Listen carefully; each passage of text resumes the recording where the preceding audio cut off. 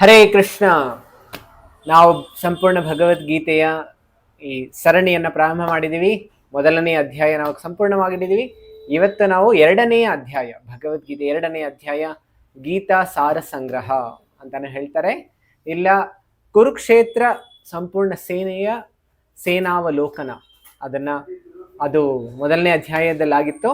ಈಗ ಗೀತಾ ಸಾರ ಸಂಗ್ರಹ ಅಂತ ಹೇಳಿದ್ರೆ ಎಲ್ಲ ಗೀತೆಯ ವಿಷಯಗಳು ಏನೆಲ್ಲ ಬರುತ್ತೆ ಅದರೆಲ್ಲರ ಚರ್ಚೆ ಭಗವಂತ ಇದರಲ್ಲಿ ಮಾಡ್ತಾರೆ. ಸೊ ಅದಕ್ಕೋಸ್ಕರ ಇದನ್ನ ಸಾರ ಸಂಗ್ರಹ ಅಂತ ಹೇಳ್ತಾರೆ. ನಾವು ಹಿಂದೆ ಚರ್ಚೆ ಮಾಡಿದ್ವಿ ಭಗವದ್ಗೀತೆಯ ಮಹತ್ವ ಏನು ಅಂತ ಹೇಳಿ. ಯತ್ರ ಯೋಗೇಶ್ವರ ಕೃಷ್ಣ ಯತ್ರ ಪಾರ್ಥ ಧನುರ್ಧರ ತತ್ರ ಶ್ರೀರ್ ವಿಜಯೋ ಭೂತಿರ್ ಧ್ರುವ ನೀತಿರ್ ಮತಿರ್ಮಮ ಅಂತ ಹೇಳಿ, ಎಲ್ಲಿ ಶ್ರೀಕೃಷ್ಣ ಇರ್ತಾರೆ ನಮ್ಮ ಜೀವನದಲ್ಲಿ, ಆಮೇಲೆ ಎಲ್ಲಿ ಪಾರ್ಥನ ರೀತಿ ಭಕ್ತಿ ನಮ್ಮ ಹೃದಯದಲ್ಲಿರುತ್ತೆ, ಅಲ್ಲಿ ಎಲ್ಲ ರೀತಿಯ ಸಂಪತ್ತು, ವಿಜಯ ಮತ್ತು ಎಲ್ಲ ರೀತಿಯ ಐಶ್ವರ್ಯ, ವಿಭೂತಿಗಳು, ನೀತಿ ಇವೆಲ್ಲವೂ ಎಲ್ಲರ ಜೀವನದಲ್ಲಿ ಬರುತ್ತೆ. ಅಂತ ಹೇಳಿದ್ರೆ ನಾವು ನಮ್ಮ ಜೀವನದಲ್ಲಿ ಏನಾದರೂ ಪ್ರಗತಿ ಸಾಧಿಸ್ಬೇಕು ಅಂತ ಹೇಳಿದ್ರೆ, ಇಲ್ಲ ಸಂಪತ್ತು ಸಾಧಿಸ್ಬೇಕು, ವಿಜಯವನ್ನು ಸಾಧಿಸ್ಬೇಕು ಅಂತ ಹೇಳಿದ್ರೆ, ಭಗವಂತನನ್ನ ನಮ್ಮ ಜೀವನದಲ್ಲಿ ಯಾವಾಗ ಸೇರಿಸ್ಕೊಳ್ತೀವಿ, ಜೋಡಣೆ ಮಾಡ್ಕೊಳ್ತೀವಿ, ಆಗ ಎಲ್ಲವೂ ನಮ್ಮ ಜೀವನದಲ್ಲಿ ಒಳ್ಳೆಯದೇ ಆಗುತ್ತೆ. ಈಗ ಅರ್ಜುನನ ಜೀವನದಲ್ಲಿ ನಾವು ಗೊತ್ತಿದೆ, ಈಗ ಕೊನೆಯ ತನಕ ನಾವು ಒಂದನೆಯ ಅಧ್ಯಾಯದ ಕೊನೆಯಲ್ಲಿ ನಾವು ಚರ್ಚೆ ಮಾಡ್ತಾ ಇದ್ವಿ ಹೇಗೆ ಅರ್ಜುನನಿಗೀಗ ಬೇಜಾರಾಗೋಗ್ಬಿಟ್ಟಿದೆ, ಯುದ್ಧವನ್ನೇ ಮಾಡೋದು ಬೇಡ ಅಂತ ಹೇಳಿ ಅವನು ಎಷ್ಟೊಂದು ಕಾರಣಗಳನ್ನ ಕೊಡ್ತಾ ಇದ್ದ. ಯಾಕೆ ಅಂತ ಹೇಳಿದ್ರೆ, ಈಗ ಎಷ್ಟೊಂದು ಜನ ಇದ್ದಾರೆ, ನನ್ನ ರಕ್ತ ಸಂಬಂಧಿಗಳಿದ್ದಾರೆ, ಗುರು ಹಿರಿಯರಿಗಳಿದ್ದಾರೆ, ಅವ್ರ ಮುಂದೆ ನಾನು ಹೇಗೆ ಯುದ್ಧವನ್ನು ಮಾಡಲಿ ಅಂತ ಹೇಳಿ ಅವನು ಯುದ್ಧವನ್ನು ಮಾಡೋದು ಬಿಟ್ಬಿಟ್ಟಿದ್ದ. ಈಗ ಆ ಸನ್ನಿವೇಶದಿಂದ ಈಗ ಎರಡನೇ ಅಧ್ಯಾಯ ಪ್ರಾರಂಭ ಆಗುತ್ತೆ. ಇದು ಮೊದಲನೆಯ ಶ್ಲೋಕ ಎರಡನೇ ಅಧ್ಯಾಯದಲ್ಲಿ ಈ ರೀತಿ ಪ್ರಾರಂಭ ಆಗುತ್ತೆ. ಯಾಕೆ ಅಂತ ಹೇಳಿದ್ರೆ, ಅರ್ಜುನ ಅವನ ಬಾಣ ಬಿಲ್ಲು ಎಲ್ಲವನ್ನು ಕೆಳಗಡೆ ಹಾಕ್ಬಿಟ್ಟು ಅವನ ರಥದಲ್ಲೇ ಕುಸಿದು ಹೋಗ್ಬಿಡ್ತಾನೆ. ಯಾಕೆ ಅಂತ ಹೇಳಿದ್ರೆ, ಈಗ ಅವನಿಗೆ ಉತ್ಸಾಹವೇ ಹೋಗ್ಬಿಟ್ಟಿದೆ, ಅವನ ಎಮೋಷನಲ್ ಸ್ಟೇಟ್ ತುಂಬ ಡಿಸ್ಟರ್ಬ್ ಆಗೋಗ್ಬಿಟ್ಟಿದೆ. ಈಗ ಎಷ್ಟೊಂದು ಮಾನಸಿಕವಾಗಿ ಅವನಿಗೆ ಆಘಾತವಾಗಿದೆ. ಅದಕ್ಕೋಸ್ಕರ ಈಗ ಅವನಿಗೆ ಅನ್ನಿಸ್ತಾ ಇದೆ, ನಾನು ಯಾಕೆ ಯುದ್ಧ ಮಾಡಬೇಕು, ಈ ಸ್ವಲ್ಪ ಕ್ಷುಲ್ಲಕವಾಗಿರುವಂತಹ ಸಾಮ್ರಾಜ್ಯಕ್ಕೋಸ್ಕರ, ಸಂಪತ್ತಿಗೋಸ್ಕರ ನಾನು ಇಷ್ಟೊಂದು ಆಘಾತವನ್ನ ಕೊಡಬೇಕು, ಎಷ್ಟೊಂದು ಜನರನ್ನ ಸಂಹಾರ ಮಾಡಬೇಕು, ಯಾಕೆ ಇದೆಲ್ಲ ಮಾಡಬೇಕು, ಅದು ನಮ್ಮೆಲ್ಲರಿಗೋಸ್ಕರ ನಾವು ಯಾಕೆ ಈ ರೀತಿ ಮಾಡಬೇಕು ಅಂತ ಹೇಳಿ ಅರ್ಜುನ ಈ ರೀತಿ ದುಃಖವನ್ನ ಪಡ್ತಾ ಅವನು ರಥದಲ್ಲಿ ಕುಸಿದೋಗ್ಬಿಟ್ಟಿದ್ದಾನೆ. ನೋಡಿ, ನಮ್ಮ ಜೀವನದಲ್ಲಿ ಇದು ಎಷ್ಟೋ ಬಾರಿ ಆಗುತ್ತೆ. ಆದರೆ ಅರ್ಜುನನಿಗೂ ನಮಗೂ ಇರೋ ವ್ಯತ್ಯಾಸ ಅಂತ ಹೇಳಿದ್ರೆ, ಅರ್ಜುನನಿಗೆ ಭಗವಂತ ಜೊತೆಯಲ್ಲೇ ಇದ್ರು. ಅದಕ್ಕೋಸ್ಕರ ಅವನು ಈ ಮೆಂಟಲ್ ಟ್ರಾಮಾ ಇಂದ ತುಂಬಾ ಬೇಗ ಅವನು ಆಚೆ ಬರೋದಕ್ಕೆ ಸಾಧ್ಯ ಆಯ್ತು. ನಾವು ನಮ್ಮ ಜೀವನದಲ್ಲಿ ಏನಾದ್ರೂ ಭಗವಂತನನ್ನ ಇಟ್ಕೊಂಡ್ರೆ, ಅಂದ್ರೆ ಭಗವಂತ ಭಕ್ತರು, ಇಲ್ಲ ಭಗವಂತ ಹೇಳಿರುವಂತ ಮಾತುಗಳು, ಭಗವದ್ಗೀತೆ ಆಗಿರ್ಬೋದು, ಶ್ರೀಮದ್ ಭಾಗವತ ಆಗಿರ್ಬೋದು, ಇದನ್ನ ನಾವೇನಾದ್ರೂ ನಮ್ಮ ಜೀವನದಲ್ಲಿ ತಗೊಂಡ್ರೆ ಏನಾಗುತ್ತೆ, ನಮ್ಮ ಜೀವನದಲ್ಲೂ ಅರ್ಜುನನ ರೀತಿ ಹೇಗೆ ವಿಜಯ ಮತ್ತು ಸುಖ, ಶಾಂತಿ ಎಲ್ಲ ಸಿಕ್ತು, ಅದು ನಮ್ಮ ಜೀವನದಲ್ಲೂ ಆಗಬಹುದು. ಈಗ ನೋಡಿ, ಇದು ಕೊನೆಯ ಶ್ಲೋಕ ಈ ರೀತಿ ಮೊದಲನೇ ಅಧ್ಯಾಯದಲ್ಲಿ ಎಂಡ್ ಆಯ್ತು. ಏವ ಮುಕ್ತಾರ್ಜುನ ಸಂಖ್ಯೆ ರಥೋಪಸ್ಥ ಉಪಾವಿಶತ್ ವಿಸೃಜ್ಯ ಸಶರಂ ಚಾಪಂ ಶೋಕ ಸಂವಿಘ್ನ ಮಾನಸಃ. ಶೋಕದಿಂದ ಅವನು ಕುಸಿದೋಗ್ಬಿಟ್ಟಿದ್ದಾನೆ.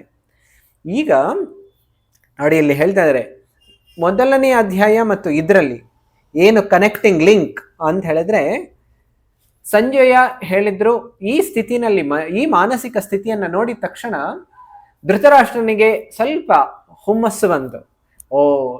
ಅರ್ಜುನನ ಮಾನಸಿಕ ಸ್ಥಿತಿ ಈ ರೀತಿ ಇದ್ರೆ ಅವನು ಯುದ್ಧವನ್ನ ಮಾಡೋದಕ್ಕೆ ಹೋಗೋದಿಲ್ಲ. ಆಮೇಲೆ ಪಾಂಡವರು ಇವ್ರ ಅರ್ಜುನನ್ನ ನೋಡ್ಬಿಟ್ಟು ಅವ್ರು ಬಿಟ್ಬಿಟ್ಟು ಹೋಗ್ಬಿಡ್ತಾರೆ. ಆಗ ದುರ್ಯೋಧನನಿಗೆ ನನ್ನ ಎಲ್ಲಾ ಮಕ್ಕಳಿಗೆ ರಾಜ್ಯ ಸಿಕ್ಬಿಡ್ಬೋದು. ಈ ಭಾವನೆಯಿಂದ ಧೃತರಾಷ್ಟ್ರನಿಗೆ ಸ್ವಲ್ಪ ಕುತೂಹಲ ಇದೆ. ಈಗ ಇದಾದ ಮೇಲೆ ಸಂಜಯ ಎಕ್ಸ್ಪ್ಲೇನ್ ಮಾಡೋದಕ್ಕೆ ಪ್ರಾರಂಭ ಮಾಡ್ತಾ ಇದ್ದಾನೆ.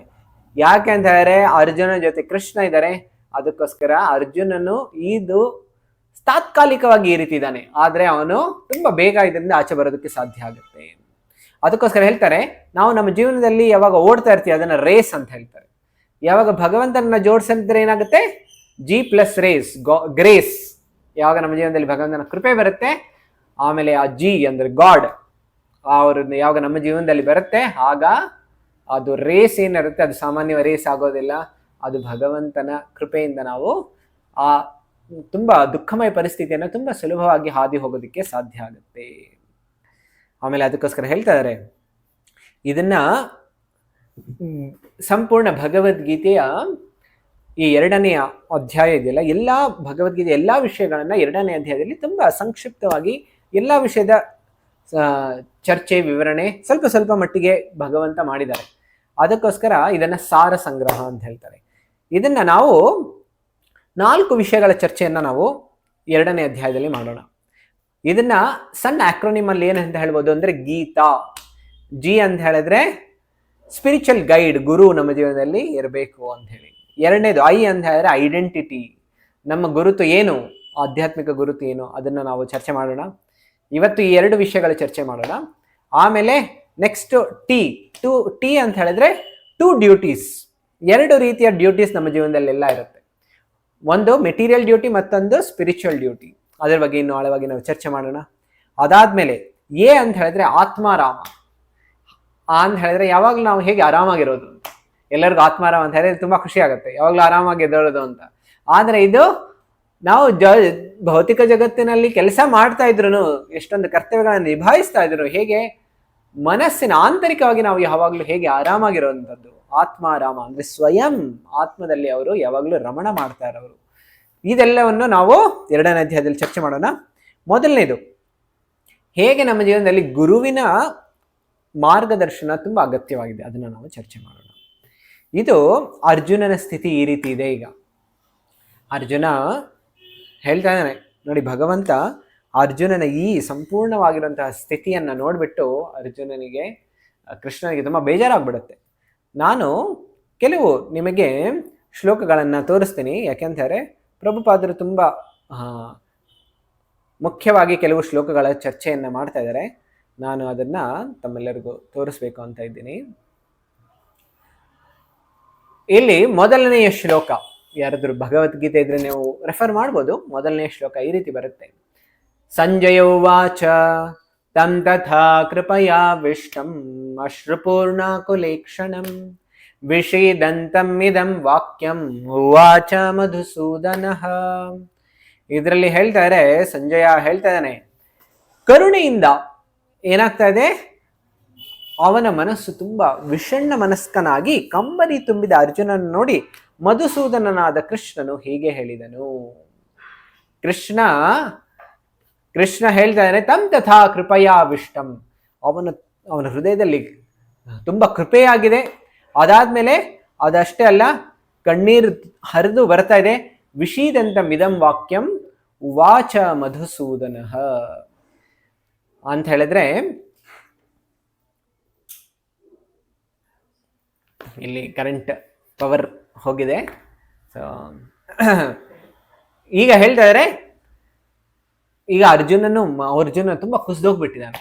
ಈಗ ಅದಕ್ಕೋಸ್ಕರ ಪ್ರಭುಪಾದರು ತುಂಬಾ ಅದ್ಭುತವಾದಂಥ ಭಾವಾರ್ಥ ಬರುತ್ತಿದ್ದಾರೆ. ಕೆಲವು ವಾಕ್ಯಗಳು ತುಂಬಾ ಮುಖ್ಯವಾಗಿದೆ, ನಾನು ಇದನ್ನ ತೋರಿಸ್ತಾ ಇದ್ದೀನಿ, ತಾವೆಲ್ಲರೂ ನೋಡಿ.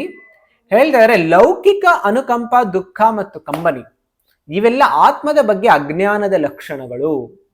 ಅಮರವಾದ ಆತ್ಮದ ಬಗ್ಗೆ ಅನುಕಂಪವಿರುವುದೇ ಆತ್ಮ ಸಾಕ್ಷಾತ್ಕಾರ. ಪ್ರಭುಪಾದರು ತುಂಬಾ ಸುಲಭವಾಗಿರುವಂತಹ, ಮನದಟ್ಟುವಂತಹ ಪ್ರಭುಪಾದರು ಕೆಲವು ವಾಕ್ಯಗಳನ್ನ ಹೇಳ್ತಾ ಇದ್ದಾರೆ. ಏನ್ ಹೇಳ್ತಾ ಇದ್ದಾರೆ, ಭೌತಿಕ ದೃಷ್ಟಿಕೋನದಿಂದ, ಅಂದ್ರೆ ನಮ್ಮ ದೇಹಕ್ಕಾಗಿ ಇಲ್ಲ ಭೌತಿಕ ಜಗತ್ತಿನಲ್ಲಿ ನಾವೇನಾದ್ರೂ ಅನುಕಂಪ ತೋರಿಸ್ತಾ ಇದ್ರೆ ಮೋಹದ ಕಾರಣದಿಂದ, ಅದರಿಂದ ಏನು ಸೃಷ್ಟಿಯಾಗತ್ತೆ, ದುಃಖ, ಆಮೇಲೆ ಕಣ್ಣೀರು ಅಳುವಂಥದ್ದು. ನಾವು ನೋಡ್ಬೋದಲ್ಲ, ಎಷ್ಟೋ ಬಾರಿ ಯಾರಾದ್ರೂ ಇಬ್ರು ಲವ್ ಅಫೇರ್ ಅಲ್ಲಿ ಇರ್ತಾರೆ, ಆಮೇಲೆ ಒಬ್ರು ಮತ್ತೊಬ್ರನ್ನ ಬಿಟ್ಟು ಓಡೋಗ್ಬಿಡ್ತಾರೆ. ಆಗ ಅವನೇನ್ ಮಾಡ್ತಾ ಇರ್ತಾನೆ, ಅವನ ಜೀವನ ಪೂರ್ತಿ ಕೊರಗ್ತಾ ಇರ್ತಾನೆ. ಕೆಲವರು ಎಷ್ಟು ಮಟ್ಟಿಗೆ ಹೋಗ್ತಾರೆ ಅಂತ ಹೇಳಿದ್ರೆ ಆತ್ಮಹತ್ಯೆ ಮಾಡ್ಕೊಂಡ್ಬಿಡ್ತಾರೆ. ಯಾಕೆ ಅಂತ ಹೇಳಿದ್ರೆ, ಯಾಕಂದ್ರೆ ಭೌತಿಕ ದೃಷ್ಟಿಕೋನದಿಂದ ಮೋಹ ಬೆಳೆದಿದೆ. ಅದಕ್ಕೋಸ್ಕರ ಹೇಳ್ತಾ ಇದ್ದಾರೆ ಇವೆಲ್ಲ ಅಜ್ಞಾನದ ಲಕ್ಷಣ ಅಂತ. ಆದ್ರೆ ಆತ್ಮ ಸಾಕ್ಷಾತ್ಕಾರ ಅಂತ ಹೇಳಿದ್ರೆ ಏನು, ನಾವ್ ಯಾವಾಗ ಆತ್ಮದ ಮೇಲೆ ನಾವೆಲ್ಲರೂ ಶರೀರನ ಆತ್ಮನ, ನಮ್ಗೆಲ್ಲರಿಗೂ ಅನ್ನಿಸ್ತಾ ಇರುತ್ತೆ, ನಾವು ಏನಾದ್ರು ಎಲ್ಲಾದ್ರೂ ಹೋದ್ರೆ ನಾವು ಯಾವಾಗ್ಲೂ ನಮ್ಮ ಶರೀರದ ಮೇಲೆನೆ ಗುರುತು ಇಟ್ಕೊಂಡಿರ್ತೀವಿ. ಆದ್ರೆ ನಾವು ಶರೀರ ಅಲ್ಲ, ಆತ್ಮ. ಇದು ಭಗವಂತ ಈಗ 2ನೇ ಅಧ್ಯಾಯದಲ್ಲಿ ತುಂಬಾ ಮನದಟ್ಟವಾಗಿ ಮುಂದೆ ಹೇಳ್ತಾರೆ. ಅದಕ್ಕೋಸ್ಕರ ಇಲ್ಲಿ ಹೇಳ್ತಾರೆ ಮಧುಸೂದನ ವಾಚ ಮಧುಸೂದನ. ಯಾಕೆ ಮಧುಸೂದನ ಅಂತ ಹೇಳ್ತಾ ಇದಾರೆ ಅಂತ ಹೇಳಿದ್ರೆ, ಈ ಅಜ್ಞಾನ ಏನಿದೆಯಲ್ಲ ಈಗ ಅರ್ಜುನನ ಮನಸ್ಸಿನಲ್ಲಿ, ಈ ಅಜ್ಞಾನ ಹೆಚ್ಚು ಕಾಲ ಇರೋದಿಲ್ಲ.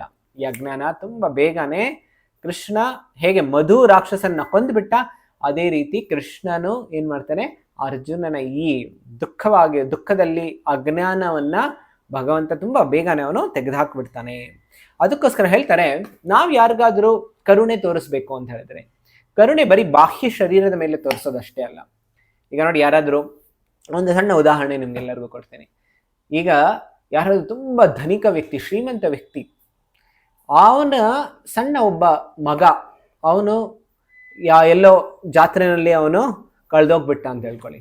ಆಗ ಮಗು ಅಳ್ತಾ ಇದೆ, ಆಮೇಲೆ ಎಷ್ಟೋ ದಿನದಿಂದ ಊಟನೂ ಮಾಡಿಲ್ಲ, ಆಮೇಲೆ ಬಟ್ಟೆ ಎಲ್ಲ ಕೊಳೆ ಆಗೋಗ್ಬಿಟ್ಟಿದೆ, ಆಮೇಲೆ ಅದಕ್ಕೆ ಸಣ್ಣ ಮಗು ಎಲ್ಲಿ ಹೋಗ್ಬೇಕು ಅಂತ ಗೊತ್ತಾಗ್ತಾ ಇಲ್ಲ, ಯಾರಿಗೆ ಏನು ಹೇಳಬೇಕು ಅನ್ನೋದು ಗೊತ್ತಾಗ್ತಾ ಇಲ್ಲ, ಸುಮ್ಮನೆ ಅಲ್ಲಿ ಕುತ್ಕೊಂಡು ಅಳ್ತಾ ಇದೆ. ಈಗ ಯಾರಾದರೂ ಈ ಮಗುಗೆ ತುಂಬಾ ಕನಿಕರ ಪಟ್ಟು ಮಗುಗೆ ಏನಾದ್ರು ಸಹಾಯ ಮಾಡಬೇಕು ಅಂತ ಹೇಳಿದ್ರೆ ಏನು ಸಹಾಯ ಮಾಡ್ಬೋದು? ಎಷ್ಟೋ ಜನ ಬೇರೆ ಬೇರೆ ರೀತಿ ಸಹಾಯ ಮಾಡ್ತಾರೆ. ಕೆಲವರು ಆ ಮಗುಗೆ ಊಟ ಕೊಡ್ಬೋದು, ಕೆಲವರು ಆ ಮಗುಗೆ ಬಟ್ಟೆ ಕೊಡ್ಬೋದು, ಇಲ್ಲ ಅಂತ ಹೇಳಿದ್ರೆ ಕೆಲವರು ಆ ಮಗುಗೆ ಒಂದು ಚೆನ್ನಾಗಿ ಇರೋದಕ್ಕೆ ಒಂದು ಸಣ್ಣ ಮನೆ ಕೊಡ್ಬೋದು, ಏನೆಲ್ಲ ಮಾಡ್ಬಿಡ್ಬೋದು. ಆದ್ರೆ ಇವು ಯಾವುದೂ ಆ ಮಗುಗೆ ನಿಜವಾಗಿಯೂ ಸಂತೋಷ ಕೊಡೋದಿಲ್ಲ. ಆ ಮಗುಗೆ ಸಂತೋಷ ಯಾವಾಗ ಆಗುತ್ತೆ ಅಂತ ಹೇಳಿದ್ರೆ, ಆ ಮಗುಗೆ ಅವ್ರ ತಂದೆ ತಾಯಿ ಹತ್ರ ಕರ್ಕೊಂಡು ಹೋಗಿ ಬಿಟ್ರೆ ಆ ಮಗುಗೆ ಸಂಪೂರ್ಣವಾಗಿ ಆನಂದ ಸಂತೋಷದಲ್ಲೇ ಇರುತ್ತೆ. ಅದೇ ರೀತಿ ಈ ಜಗತ್ತಿನಲ್ಲಿ ನಾವೆಲ್ಲರೂ ಭಗವಂತನ ಮಕ್ಕಳು. ನಾವೆಲ್ಲರೂ ಭಗವಂತನನ್ನ ಬಿಟ್ಟು ಅಗಲಿ ನಾವು ಈ ಜಗತ್ತಿನಲ್ಲಿ ದುಃಖ ಸಂಸಾರದಲ್ಲಿ ನಾವು ಅನುಭವಿಸ್ತಾ ಇದೀವಿ. ಅದಕ್ಕೋಸ್ಕರ ಹೇಳ್ತಾರೆ, ನಾವೇನ್ ಮಾಡ್ಬೇಕು ಅಂತ ಹೇಳಿದ್ರೆ, ಆ ಭಗವಂತನ ಹತ್ರ ನಾವು ಯಾವಾಗ ಹೋಗ್ತೀವಿ ಆಗ ನಮಗೆ ನಿಜವಾದ ಆನಂದ ಸಂತೋಷ ಸಿಗುತ್ತೆ. ಅದೇ ರೀತಿ ಯಾರಿಗಾದ್ರೂ ನಾವು ಬೇರೆಯವ್ರಿಗೆ ಸಹಾಯ ಮಾಡಬೇಕು, ಯಾವುದು ಉತ್ತಮವಾದ ಸಹಾಯ ಅಂತ ಹೇಳಿದ್ರೆ, ನಾವು ಯಾವಾಗ ಆ ಜೀವಿಯನ್ನ ಭಗವಂತನ ಹತ್ರ ಕರ್ಕೊಂಡು ಬರ್ತೀವಿ, ಇಲ್ಲ ಜೋಡಣೆ ಮಾಡ್ತೀವಿ, ಭಗವಂತನ ಈ ರೀತಿಯ ಭಗವದ್ಗೀತೆಯ ಜ್ಞಾನ, ಶ್ರೀಮದ್ ಭಾಗವತದ ಜ್ಞಾನ ಕೊಡ್ತೀವಿ, ಆಗ ಅವ್ರಿಗೆ ತುಂಬಾ ಒಳ್ಳೇದಾಗತ್ತೆ. ಅದಕ್ಕೋಸ್ಕರ ಹೇಳ್ತಾ ಇರೋದು, ಮೊದಲನೇ ಶ್ಲೋಕದಲ್ಲಿ ಈ ರೀತಿ ಪ್ರಭುಪಾದರು ಬರೀತಾರೆ. ಆಗ್ತದೆ. ಅದಕ್ಕೋಸ್ಕರ ಶ್ರೀಕೃಷ್ಣ ಮೊದಲನೇ ಬಾರಿಗೆ 2ನೇ ಶ್ಲೋಕದಿಂದ ಭಗವಂತ ಹೇಳ್ತಾರೆ. ಈ 2 ಶ್ಲೋಕಗಳು ತುಂಬಾ ಮುಖ್ಯವಾಗಿದೆ. ನಾನು ಈಗ ಸ್ಕ್ರೀನ್ ಶೇರ್ ಮಾಡ್ತಾ ಇದ್ದೀನಿ, ತಮ್ಮೆಲ್ಲರಿಗೂ ಕಾಣಿಸ್ತಾ ಇದೆ ಅನ್ಸುತ್ತೆ.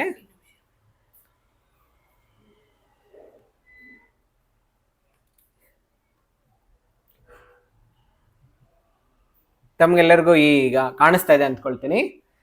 ಈಗ 2ನೇ ಶ್ಲೋಕ ಮತ್ತು 3ನೇ ಶ್ಲೋಕ ಕೃಷ್ಣ ಅರ್ಜುನನಿಗೆ ಹೇಳ್ತಾ ಇದ್ದಾರೆ. ತುಂಬಾ ಮುಖ್ಯವಾಗಿರುವಂತಹ ಶ್ಲೋಕ. ಕುತಸ್ತ್ವಾ ಕಶ್ಮಲಮಿದಂ ವಿಷಮೇ ಸಮುಪಸ್ಥಿತಂ ಅನಾರ್ಯ ಜುಷ್ಟಮಸ್ವರ್ಗ್ಯಂ ಅಕೀರ್ತಿಕರಂ ಅರ್ಜುನ. ಹೇಳ್ತಾ ಇದ್ದಾರೆ, ಭಗವಂತ ಹೇಳ್ತಾ ಇದ್ದಾರೆ ಅರ್ಜುನನಿಗೆ, ಅದ್ ಹೇಗೆ ಅರ್ಜುನ, ನೀನು ಎಷ್ಟು ಮಹಾನ್ ವ್ಯಕ್ತಿ, ಆದರೆ ನಿನ್ನ ಮೇಲೆ ಹೀಗೆ ಈ ಕಲ್ಮಶಗಳು ಬರ್ತಾ ಇದೆ. ಯಾಕೆ ಕಲ್ಮಶಗಳು ಬರ್ತಾ ಇದೆ?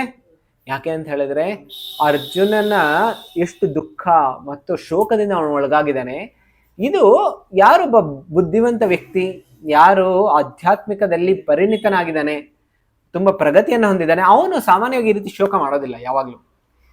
ಅದಕ್ಕೋಸ್ಕರ ಹೇಳ್ತಾರೆ, ನಾವು ನೋಡ್ಬೋದು ಯಾರು ತುಂಬಾ ಆಧ್ಯಾತ್ಮಿಕ ಜೀವನದಲ್ಲಿ ತುಂಬಾ ಬೆಳೀತಾ ಇರ್ತಾರೆ, ಆಗ ಅವ್ರಿಗೆ ಈ ಭೌತಿಕ ಜಗತ್ತಿನ ಆಗು ಹೋಗುಗಳು, ಸಮಸ್ಯೆಗಳು ಅವ್ರಿಗೆ ಹೆಚ್ಚು ಡಿಸ್ಟರ್ಬ್ ಮಾಡೋದಿಲ್ಲ.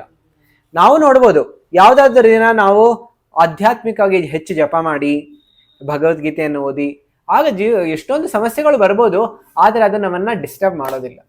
ಅದೇ ರೀತಿ ಅರ್ಜುನನು ಈಗ ಆದ್ರೆ ಇಲ್ಲಿ ಡಿಸ್ಟರ್ಬ್ ಆಗ್ಬಿಡ್ತಾ ಇದ್ದಾನೆ. ಅದಕ್ಕೋಸ್ಕರ ಭಗವಂತ ಹೇಳ್ತಾರೆ, ಅದೇಗೆ ಅರ್ಜುನ, ನೀನು ಮಹಾನ್ ವೀರ ಆದಷ್ಟೇ ಅಲ್ಲ, ಆಧ್ಯಾತ್ಮಿಕವಾಗಿ ನೀವು ಪರಿಣಿತಿಯನ್ನು ಹೊಂದಿದೀಯಾ, ಅದೇಗೆ ನೀನು ಈ ರೀತಿ ಇಷ್ಟೊಂದು ಕಲ್ಮಶಗಳೆಲ್ಲ ಹೇಗೆ ಬಂದ್ಬಿಟ್ಟಿದೆ ನಿನಗೆ? ಅದಷ್ಟೇ ಅಲ್ಲ ಹೇಳ್ತಾ ಇರೋದು, ಇಂತಹ ಶೋಕ ಮಾಡ್ತಾ ಇರೋದು ಯಾವುದೇ ಒಬ್ಬ ಕೀರ್ತಿಯನ್ನ ಹೊಂದಿರುವಂತಹ ವ್ಯಕ್ತಿಗೆ, ಆರ್ಯನ್ ಅಂತ ಹೇಳಿದ್ರೆ ಯಾರು ಆಧ್ಯಾತ್ಮಿಕ ಸಂಸ್ಕೃತಿಯನ್ನ ಪಡ್ಕೊಂಡಿದ್ದಾರೆ ಅವ್ರ ಜೀವನದಲ್ಲಿ, ಅಂಥವ್ರಿಗೆ ಇದು ಅನ್ವಯ ಆಗೋದಿಲ್ಲ. ಅದಕ್ಕೋಸ್ಕರ ಹೇಳ್ತಾ ಇದ್ರೆ, ಇಂತಹ ಕಲ್ಮಶ ನಿನಗೆ ಒಳ್ಳೇದಲ್ಲ, ಇದರಿಂದ ಆಚೆ ಬಾ ಅಂತ ಹೇಳಿ ಭಗವಂತ ಹೇಳ್ತಾರೆ. ಇದು ನಿನಗೆ ಉನ್ನತಿಯನ್ನ ಪಡ್ಕೊಳ್ಳೋದಕ್ಕೆ ಸಾಧ್ಯ ಆಗೋದಿಲ್ಲ ಅಂತ ಹೇಳಿ ಭಗವಂತ ಹೇಳ್ತಾ ಇದ್ದಾರೆ. ಅದಷ್ಟೇ ಅಲ್ಲ, ಭಗವಂತ ಈ ರೀತಿ ಹೇಳಿದ್ಮೇಲೆ ಮತ್ತೊಂದು ಶ್ಲೋಕ ಭಗವಂತ ಹೇಳ್ತಾರೆ, ಕ್ಲೈಬ್ಯಂ ಸ್ಮಗಮ ಪಾರ್ಥ ನೈತತ್ವಯ ಉಪಪದ್ಯತೆ ಕ್ಷುದ್ರಂ ಹೃದಯ ದೌರ್ಬಲ್ಯಂ ತ್ಯಕ್ತೋತ್ತಿಷ್ಠ ಪರಂತಪ. ನೋಡಿ, ಭಗವಂತ ತುಂಬಾ ಯಾಕೆಂತಾರೆ ಇದು ತುಂಬಾ ಒಂದು ರೀತಿಯ ವಿಪರೀತವಾಗಿರುವಂತ ಪರಿಸ್ಥಿತಿ. ಯುದ್ಧ ಮಾಡಬೇಕಾಗಿದೆ, ಆದ್ರೆ ಆ ಯುದ್ಧದ ಸನ್ನಿವೇಶದಲ್ಲಿ ಏನಾಗ್ತದೆ, ಈ ರೀತಿಯಾಗಿ ಅರ್ಜುನ ಕುಸಿದೋಗ್ತಾ ಇದ್ದಾನೆ, ನಿರುತ್ಸಾಹಿ ಆಗೋಗ್ಬಿಡ್ತಾ ಇದ್ದಾನೆ. ಇದು ಸೂಕ್ತವಾಗಿರೋದಲ್ಲ. ಉದಾಹರಣೆ, ಯಾವ್ದಾದ್ರು ಒಂದು ಎಕ್ಸಾಮ್ಗೆ ಹೋಗ್ಬೇಕಾಗಿದೆ ಅಂತ ತಿಳ್ಕೊಳ್ಳಿ. ಆ ಎಕ್ಸಾಮ್ ಹೋಗೋ ಟೈಮಲ್ಲಿ ಆ ಮಗು ಹೇಳ್ತಾ ಇದೆ, ಇಲ್ಲ ನಾನು ಈಗ ಎಕ್ಸಾಮ್ ಬರೆಯೋದಕ್ಕೆ ಹೋಗೋದಿಲ್ಲ, ನಂಗೇನು ಗೊತ್ತೇ ಇಲ್ಲ ಅಂತ ಹೇಳಿ ಆ ರೀತಿ ಏನಾದ್ರು ಮಾಡ್ಬಿಟ್ರೆ, ಅಟ್ಲೀಸ್ಟ್ ಏನ್ ಓದಿದ್ಯಾ, ಇಲ್ಲ ಏನ್ ತಿಳ್ಕೊಂಡಿದ್ಯಾ, ವರ್ಷ ಪೂರ್ತಿ ಅಟೆಂಡ್ ಮಾಡಿರೋದು, ಓದಿದ್ಯಾ, ಏನ್ ಗೊತ್ತಿದೆ ಅದನ್ನ ಬರಿ ಹೋಗು ಅಂತ ಹೇಳಿ ಹೇಳ್ತಾರೆ, ಹೌದಲ್ಲ? ಅದೇ ರೀತಿ ಭಗವಂತ ಹೇಳ್ತಾ ಇದ್ದಾನೆ, ಈಗ ಈ ಸಮಯದಲ್ಲಿ ನೀನು ಈ ರೀತಿ ಕುಸ್ದೋಗ್ಬೇಡ. ಕ್ಲೈಬ್ಯಮ್ಮ ಸ್ಮಗಮಪ್ಪ ಅರ್ಥ. ಯಾಕೆ ನಿನ್ಗೆ ಈ ರೀತಿಯ ಕ್ಷುದ್ರ ಭಾವನೆಗಳು ಯಾಕೆ ಬರ್ತಾ ಇದೆ? ಅದಷ್ಟೇ ಅಲ್ಲ, ನಿನಗೆ ಇದು ಸೂಕ್ತವಾಗಿಲ್ಲ. ಅದಷ್ಟೇ ಅಲ್ಲ, ಈ ರೀತಿಯ ವೀಕ್ನೆಸ್ ಆಫ್ ಹಾರ್ಟ್, ಹೃದಯ ದೌರ್ಬಲ್ಯದಿಂದ ಮೇಲೇಳು. ಆಮೇಲೆ ತ್ಯಕ್ತ ಉತ್ತಿಷ್ಠ ಪರಂತಪ, ಈ ಕ್ಷುದ್ರತೆಯನ್ನ ಬಿಟ್ಟು ಎದ್ದು ಜಾಗ್ರತೆ ಆಗು ಮತ್ತು ಎದ್ದು ನೀನು ಯುದ್ಧವನ್ನ ಮಾಡು. ಈ ರೀತಿ ಭಗವಂತ ಒಂದು ಪ್ರೇರಕವಾಗಿರುವಂತಹ ವಾಕ್ಯಗಳನ್ನ ಹೇಳ್ತಾರೆ. ನೋಡಿ, ಪ್ರಭುಪಾದರು ತುಂಬಾ ಅದ್ಭುತವಾದಂತಹ ತಾತ್ಪರ್ಯದಲ್ಲಿ ಹೇಳ್ತಾರೆ. ಭಗವಂತ ಹೇಳ್ತಾರೆ, ಯಾಕೆ ಅಂತ ಹೇಳಿದ್ರೆ, ನೋಡಿ, ಕ್ಷತ್ರಿಯನಾದವನ ಗುರಿ ಏನು ಅಂತ ಹೇಳಿದ್ರೆ ಯಾವಾಗ್ಲೂ ಯುದ್ಧದಿಂದ ಪಲಾಯನ ಮಾಡಬಾರದು ಅಂತ. ಯಾವಾಗ ಯುದ್ಧದಿಂದ ಪಲಾಯನ ಮಾಡ್ತಾರೆ, ಆಗ ಅದು ಕ್ಷತ್ರಿಯನಿಗೆ ಒಂದು ತುಂಬಾ ದೊಡ್ಡ ಅವಮಾನ ಇದ್ದ ಹಾಗೆ. ಅದರ ಬದಲು ಅವನು ಸತ್ತೋಗೋದು ಇನ್ನೂ ಉಚಿತ ರಣರಂಗದಲ್ಲಿ. ಆದ್ರೆ ಇಲ್ಲಿ ಈಗ ಅರ್ಜುನ ಹೇಳ್ತಾನೆ, ಇಲ್ಲ ನಾನು ಯುದ್ಧ ಮಾಡೋದಿಲ್ಲ, ಹೋಗ್ತಾ ಇದ್ದೀನಿ ಅಂತ. ಅದಕ್ಕೋಸ್ಕರ ಭಗವಂತ ಇದನ್ನ ಒಪ್ತಾ ಇಲ್ಲ. ಯಾಕೆಂದ್ರೆ ಹೃದಯ ದೌರ್ಬಲ್ಯ ಎಷ್ಟೇ ಇದ್ರು ನಾವು ಯುದ್ಧ ಮಾಡ್ಲೇಬೇಕು ಅಂತ ಹೇಳಿ ಭಗವಂತ ಕೆಲವು ಬಾರಿ ಹೇಳ್ತಾರೆ. ಜನ, ಕೃಷ್ಣ ಯಾಕೆ ಈ ರೀತಿ ಮಾಡ್ತಾ ಇದ್ದಾನೆ, ಕೃಷ್ಣ ಈ ರೀತಿ ಯುದ್ಧವನ್ನ ಯಾಕೆ ಪ್ರೇರಣೆ ಕೊಡ್ತಾ ಇದ್ದಾನೆ? ಯಾಕೆಂದ್ರೆ ಇದು ಧರ್ಮ ಯುದ್ಧ, ಇದು ಸಾಮಾನ್ಯವಾಗಿರುವಂತಹ ಯುದ್ಧ ಅಲ್ಲ. ಅದಕ್ಕೋಸ್ಕರ ಇಲ್ಲಿ ಭಗವಂತ ಈಗ ಹೇಳ್ತಾ ಇದ್ದಾರೆ. ಈಗ ಮುಂದೆ ಭಗವಂತ ಏನು ಪ್ರೇರಣೆಯನ್ನ ಕೊಡ್ತಾರೆ ಅದನ್ನ ನಾವು ಈಗ ನೋಡೋಣ. ನೋಡಿ, ಇಲ್ಲಿ ಕ್ಷತ್ರಿಯನ ತರಬೇತಿ ಹೇಗಿರುತ್ತೆ ತಾವೆಲ್ಲರೂ ನೋಡ್ತಾ ಇರ್ಬೋದು ಪ್ರೆಸೆಂಟೇಷನ್ ಅಲ್ಲಿ. ಇದರಲ್ಲಿ ಹೇಳ್ತಾ ಇದ್ದಾರೆ, ಕ್ಷತ್ರಿಯನ ತರಬೇತಿ ಹೇಗಿರ್ಬೇಕು ಅಂತ ಹೇಳಿದ್ರೆ, ಯಾವುದೇ ರೀತಿಯ ಶಿಕ್ಷಣ ಕೊಡುವಾಗ ಅವರಿಗೆ ಧೈರ್ಯವನ್ನ ತುಂಬಬೇಕು. ಧಾರ್ಮಿಕವಾಗಿ ಹಿಂಸೆ, ಯಾವಾಗ ನೋಡಿ ಅಕಸ್ಮಾತ್ ಯಾರು ಟೆರರಿಸ್ಟ್ ಬರ್ತಾ ಇದ್ದಾರೆ, ಆ ಟೆರರಿಸ್ಟ್ ಬಂದಾಗ ಏನಾಗುತ್ತೆ, ಅವ್ರು ಎಲ್ಲರನ್ನೂ ನಾಶ ಮಾಡ್ತಾ ಇದ್ದಾರೆ. ಆ ಸಮಯದಲ್ಲಿ ನಾವು ಅವರನ್ನ ರಕ್ಷಣೆ ಕೊಡುವಂಥದ್ದು ತುಂಬಾ ಅಗತ್ಯವಾಗಿರುತ್ತೆ. ಅದಕ್ಕೋಸ್ಕರ ಇಲ್ಲಿ ಮುಂದೆ ಭಗವಂತ ಹೇಳ್ತಾರೆ, ಯಾರ್ಯಾರ ಹತ್ರ ಭಗವದ್ಗೀತೆ ಇದೆ ತಾವೆಲ್ಲ ಭಗವದ್ಗೀತೆಯನ್ನ ತೆಗೆದುಕೊಳ್ಳಿ. ಯಾಕಂತ ಹೇಳಿದ್ರೆ ನಾನು ಕೆಲವು ಶ್ಲೋಕಗಳನ್ನು ಹೇಳ್ತೀನಿ, ಮತ್ತೆ ಇದನ್ನೆಲ್ಲ ಅನುವಾದವನ್ನು ನಾವು ಓದ್ಬೋದು. ಕನ್ನಡ ಭಗವದ್ಗೀತೆ ಯಾರೆಲ್ಲ ಹತ್ರ ಇರುತ್ತೆ ಅವರೆಲ್ಲರೂ ಅದನ್ನ ಉಪಯೋಗಿಸ್ಬೋದು. ಈಗ ಅರ್ಜುನನ ಡೌಟ್ಸ್ ಮತ್ತೆ ಅರ್ಜುನ ಹೇಳ್ತಾ ಇದ್ದಾನೆ ಹೇಗೆ ನಾನು ಯುದ್ಧ ಮಾಡೋದಕ್ಕಾಗತ್ತೆ? ಯಾಕೆ ಅಂತ ಹೇಳಿದ್ರೆ, ಯುದ್ಧದಲ್ಲಿ ಈಗ ನಮ್ಮ ಗುರುಗಳೆಲ್ಲ ಇದ್ದಾರೆ. ಗುರುಗಳೆಂದರೆ ಯಾರೆಲ್ಲ ಇದ್ದಾರೆ? ಭೀಷ್ಮ ಪಿತಾಮಹರು ಇದ್ದಾರೆ, ದ್ರೋಣಾಚಾರ್ಯರಿದ್ದಾರೆ. ಇವ್ರನ್ನೆಲ್ಲ ನಾನು ಹೇಗೆ ಕೊಲ್ಲೋದಕ್ಕೆ ಸಾಧ್ಯ ಆಗತ್ತೆ? ಈಗ ನೋಡಿ ಹೇಳ್ತಾ ಇದ್ದಾರೆ, ಶತ್ರು ಸಂಹಾರಕನೇ, ಮಧುವನ್ನು ಕೊಂದವನೇ, ಪೂಜಾರ್ಹರಾದ ಭೀಷ್ಮ ದ್ರೋಣ ಮೊದಲಾದವರನ್ನು ಯುದ್ಧದಲ್ಲಿ ಬಾಣಗಳಿಂದ ಹೇಗೆ ನಾನು ಪ್ರತಿರೋಧಿಸಲಿ? ಹೇಗೆ ನಾನು ಕೊಲ್ಲೋದಕ್ಕೆ ಸಾಧ್ಯ? ಅವರೆಲ್ಲರೂ ಭೀಷ್ಮ ಪಿತಾಮಹರು ನನ್ನನ್ನ ಸಣ್ಣ ಮಗುವಾಗಿದ್ದಾಗ ಅವರು ನನ್ನನ್ನ ಕೈ ಬೆರಳಿನಿಂದ ನನ್ನನ್ನ ಕರ್ಕೊಂಡು ಹೋಗ್ತಾ ಇದ್ರು, ನನ್ನನ್ನ ನಡೆಸ್ತಾ ಇದ್ರು. ಈಗ ನಾನು ಅವ್ರನ್ನೇ ಹೇಗೆ ಬಾಣದಿಂದ ನಾನು ಅವ್ರನ್ನ ಕೊಲ್ಬೇಕಾ? ನೀನ್ ಆ ರೀತಿ ಮಾಡಿದ್ಯಾ ಅಂತ ಭಗವಂತನಿಗೆ ಅರ್ಜುನ ಒಂದು ರೀತಿಯ ಕೇಳ್ತಾ ಇದ್ದಾರೆ. ನೀನು ನಿನ್ನ ಬೇರೆ ಅಸುರರನ್ನ ಕೊಂದಿದ್ದು ನಿಮ್ಮ ಗುರುಗಳ ಮೇಲೆ, ತಂದೆ ತಾಯಿಯಂದರ ಮೇಲೆ, ಇಲ್ಲ ಯಾರು ಪಿತಾಮಹರ ಮೇಲೆ, ಅವ್ರ ಮೇಲೆ ಯುದ್ಧ ಮಾಡಿಲ್ಲ. ಆದ್ರೆ ನೀನು ನನಗೆ ಹೇಳ್ತಾ ಇದೀಯಾ ಯುದ್ಧ ಮಾಡಬೇಕು ಅಂತ ಹೇಳಿ. ಆಗ ನೋಡಿ ಹೇಳ್ತಾರೆ, ನನ್ನ ಗುರುಗಳಂತಹ ಮಹಾನುಭಾವರನ್ನು ಕೊಂದು ಜೀವಿಸುವುದಕ್ಕಿಂತ ಈ ಜಗತ್ತಿನ ಭಿಕ್ಷೆಯನ್ನ ಬೇಡೋದಕ್ಕೂ ನಾನು ತಯಾರಿದ್ದೀನಿ. ಆದ್ರೆ ನಾನು ಭಿಕ್ಷೆಯನ್ನು ಬೇಡೋದಕ್ಕೆ ತಯಾರಿದ್ದೀನಿ, ನಾನು ಅರಣ್ಯಕ್ಕೆ ಹೋಗ್ಬಿಡ್ತೀನಿ. ನಾನು ಈ ಸಾಮ್ರಾಜ್ಯಕ್ಕಾಗಿ ನಾನು ಈ ರೀತಿ ಕೊಲ್ಲೋದಕ್ಕೆ ನನಗೆ ಇಷ್ಟ ಇಲ್ಲ ಅಂತ ಭಗವಂತ ಹೇಳ್ತಾರೆ. ಅದಾದ್ಮೇಲೆ ಹೇಳ್ತಾ ಇದಾರೆ, ಅವರನ್ನ ಸೋಲ್ಸೋದಕ್ಕಿಂತ ಆಮೇಲೆ ಈಗ ಅರ್ಜುನಿಗೆ ಇನ್ನೂ ಸ್ವಲ್ಪ ಗೊಂದಲ ಪ್ರಾರಂಭ ಆಗಿದೆ. ನಾನು ಯುದ್ಧ ಮಾಡೋದು ಉತ್ತಮನ, ಯುದ್ಧ ಮಾಡದೇ ಇರೋದು ಉತ್ತಮ? 6ನೇ ಶ್ಲೋಕದಲ್ಲಿ ಹೇಳ್ತಾ ಇದ್ದಾರೆ, ಯಾವುದು ಸರಿ ಅಂತ ನನಗೆ ಗೊತ್ತಾಗ್ತಾ ಇಲ್ಲ.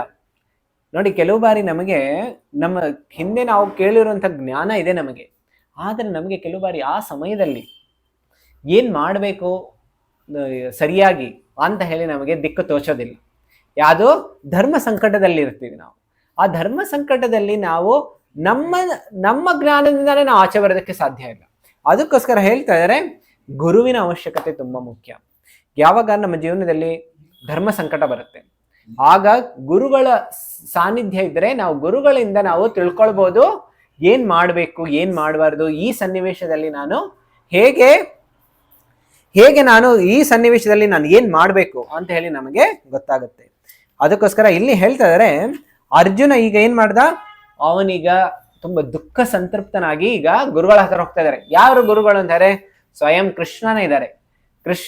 ಕೃಷ್ಣಂ ಒಂದೇ ಜಗದ್ಗುರುಂ ಅಂತ ಹೇಳ್ತಾರೆ. ಎಲ್ಲರ ಗುರುಗಳು ಆ ಭಗವಂತ ಮಾತ್ರನೇ, ಎಲ್ಲ ಗುರುಗಳಿಗೂ ಅವನು ಗುರುಗಳು. ಅದಕ್ಕೋಸ್ಕರ ಹೇಳ್ತಾರೆ, ಆದ್ರೆ ನಮ್ಮ ಜೀವನದಲ್ಲಿ ಭಗವಂತ, ಕೆಲವರು ಹೇಳ್ಬೋದು ಆಯ್ತು ನಾನು ನೇರ ಕೃಷ್ಣ ಹತ್ರನೇ ಹೋಗ್ತೀನಿ, ಮಧ್ಯದಲ್ಲಿ ಬೇರೆ ಎಲ್ಲರೂ ಯಾಕೆ ಬೇಕು? ಆದ್ರೆ ಭಗವಂತ ಹೇಗೆ ಅರ್ಜುನನ ರೀತಿ ಇದ್ರು, ಅರ್ಜುನನಿಗೆ ಬೈದು ಅವನಿಗೆ ಸರಿಪಡಿಸ್ತಾ ಇದ್ರು, ಆ ರೀತಿ ನಮ್ಮ ಜೀವನದಲ್ಲಿ ಭಗವಂತ ಏನು ಹೇಳೋದಿಲ್ಲ. ನಾವು ಮಂದಿರಕ್ಕೆ ಹೋಗ್ತೀವಿ, ಕೃಷ್ಣ ಕೊಳಲನ್ನ ಒತ್ತತ್ತು ಯಾವಾಗಲೂ ನಗ್ತಾನೆ ಇರ್ತಾನೆ, ಹೌದಲ್ಲ? ನಾವು ಯಾವಾಗಲೂ ಹೋದ್ರೂ ಭಗವಂತನ ಜೊತೆ ನಾವೇನಾದ್ರು ಈ ರೀತಿ ಮಾತಾಡೋದಕ್ಕೆ ಸಾಧ್ಯ ಆಗುತ್ತೆ? ಮುಖಾಮುಖಿಯಾಗಿ ಭಗವಂತ ನಾವು ಕೇಳ್ತಾರೆ ಪ್ರಶ್ನೆಗಳಿಗೆ ಉತ್ತರ ಈ ರೀತಿ ಆಗತ್ತೆ? ಅದಕ್ಕೋಸ್ಕರ ನಮಗೆ ವೈಯಕ್ತಿಕವಾಗಿ ಪ್ರಕಟ ರೂಪದಲ್ಲಿ ನಮಗೆ ಭಗವಂತನ ಪ್ರತಿನಿಧಿ ಆಗಿರುವಂತ ಗುರುಗಳು ಬೇಕು. ಅದಕ್ಕೋಸ್ಕರ ಗುರುಗಳ ಅವಶ್ಯಕತೆ ಎಲ್ಲರ ಜೀವನದಲ್ಲೂ ಇದ್ದೇ ಇರುತ್ತೆ, ಮನುಷ್ಯನ ಜೀವನದಲ್ಲಿ. ಅದಕ್ಕೋಸ್ಕರ ಈಗ ನೋಡಿ 7ನೇ ಶ್ಲೋಕದಲ್ಲಿ, ಕಾರ್ಪಣ್ಯ ದೋಷೋಪಹತ ಸ್ವಭಾವ ಪೃಚ್ಛಾಮಿ ತ್ವಾಂ ಧರ್ಮ ಸಮ್ಮೂಢ ಚೇತಾಃ ಯಚ್ಛ್ರೇಯಸ್ಯ ನಿಶ್ಚಿತಂ ಬ್ರೂಹಿ ತನ್ಮೇ ಶಿಷ್ಯಸ್ತೇಹಂ ಶಾಧಿಮಾಂ ತ್ವಾಂ ಪ್ರಪನ್ನಂ. ಹೇಳ್ತಾರೆ, ಕಾರ್ಪಣ್ಯ ದೋಷೋಪಹತ ಸ್ವಭಾವ ಪೃಚ್ಛಾಮಿ ತ್ವಾಂ ಧರ್ಮ ಸಮ್ಮೂಢ ಚೇತಾಃ. ಹೇಳ್ತಾರೆ, ಧರ್ಮ ಸಮ್ಮೂಢ ಚೇತಾಃ ಏನಾಗ್ಬಿಟ್ಟಿದೆ, ಅವನಿಗೆ ಈಗ ಸಂದಿಗ್ಧ ಪರಿಸ್ಥಿತಿಯಲ್ಲಿದ್ದಾನೆ, ಧರ್ಮ ಸಂಕಟದಲ್ಲಿದ್ದಾನೆ. ಅಂದರೆ ಯಾವ ಸನ್ನಿವೇಶದಲ್ಲಿ ಏನ್ ಮಾಡ್ಬೇಕು ಅನ್ನೋಂಥದ್ದು ತಿಳಿತಾ ಇಲ್ಲ. ಆ ಸನ್ನಿವೇಶದಲ್ಲಿ ಒಂದೇ ಒಂದು ಸೊಲ್ಯೂಷನ್ ನೋಡಿ, ಹೇಳ್ತಾರೆ, ಯತ್ ಶ್ರೇಯಸ್ಯ ನಿಶ್ಚಿತಂ ಬ್ರೂಹಿ ತನ್ಮೇ. ಏನು ನಿಶ್ಚಯವಾಗಿ ಏನು ಶ್ರೇಯಸ್ಕರವಾಗಿದೆ, ನನಗೆ ನನ್ನ ಜೀವನದಲ್ಲಿ ಏನು ಒಳಿತು ಮಾಡುತ್ತೆ ಅದು ನನಗೆ ಗೊತ್ತಾಗ್ತಾ ಇಲ್ಲ. ಅದಕ್ಕೋಸ್ಕರ ನಾನು ನಿನ್ನ ಶಿಷ್ಯತ್ವನ ಪ್ರಾಪ್ತಿ ಮಾಡ್ಕೊಳ್ಬೇಕು ಅಂತ ಇಚ್ಛೆ ಪಡ್ತಾ ಇದ್ದೀನಿ. ಅದಕ್ಕೋಸ್ಕರ ಕೃಷ್ಣ ದಯವಿಟ್ಟು ನನ್ನ ಗುರುಗಳಾಗಿ ನೀವು ನನಗೆ ತಿಳಿಸ್ಕೊಡಿ ಏನ್ ಮಾಡ್ಬೇಕು ಅಂತ ಹೇಳಿ ಹೇಳ್ತಾ ಇದ್ದಾರೆ. ಈಗ ನಾವು 7ನೇ ಶ್ಲೋಕ ಚರ್ಚೆ ಮಾಡ್ತಾ ಇದ್ದೀವಿ. ಆ 7ನೇ ಶ್ಲೋಕದಲ್ಲಿ ಅಂತ ಹೇಳ್ತಾ ಇದ್ದಾರೆ, ಏನು ನಿಶ್ಚಯವಾಗಿ ಏನು ಸರಿ ಅಂತ ಹೇಳಿ ನನಗೆ ಗೊತ್ತಾಗ್ತಾ ಇಲ್ಲ. ನೋಡಿ, ಅದಕ್ಕೋಸ್ಕರ ಹೇಳ್ತಾರೆ, ಈ ಜಗತ್ತು ನೋಡಿ, ಪ್ರಭುಪಾದರ ತಾತ್ಪರ್ಯದಲ್ಲಿ ಬರೀತಾ ಇದ್ದಾರೆ,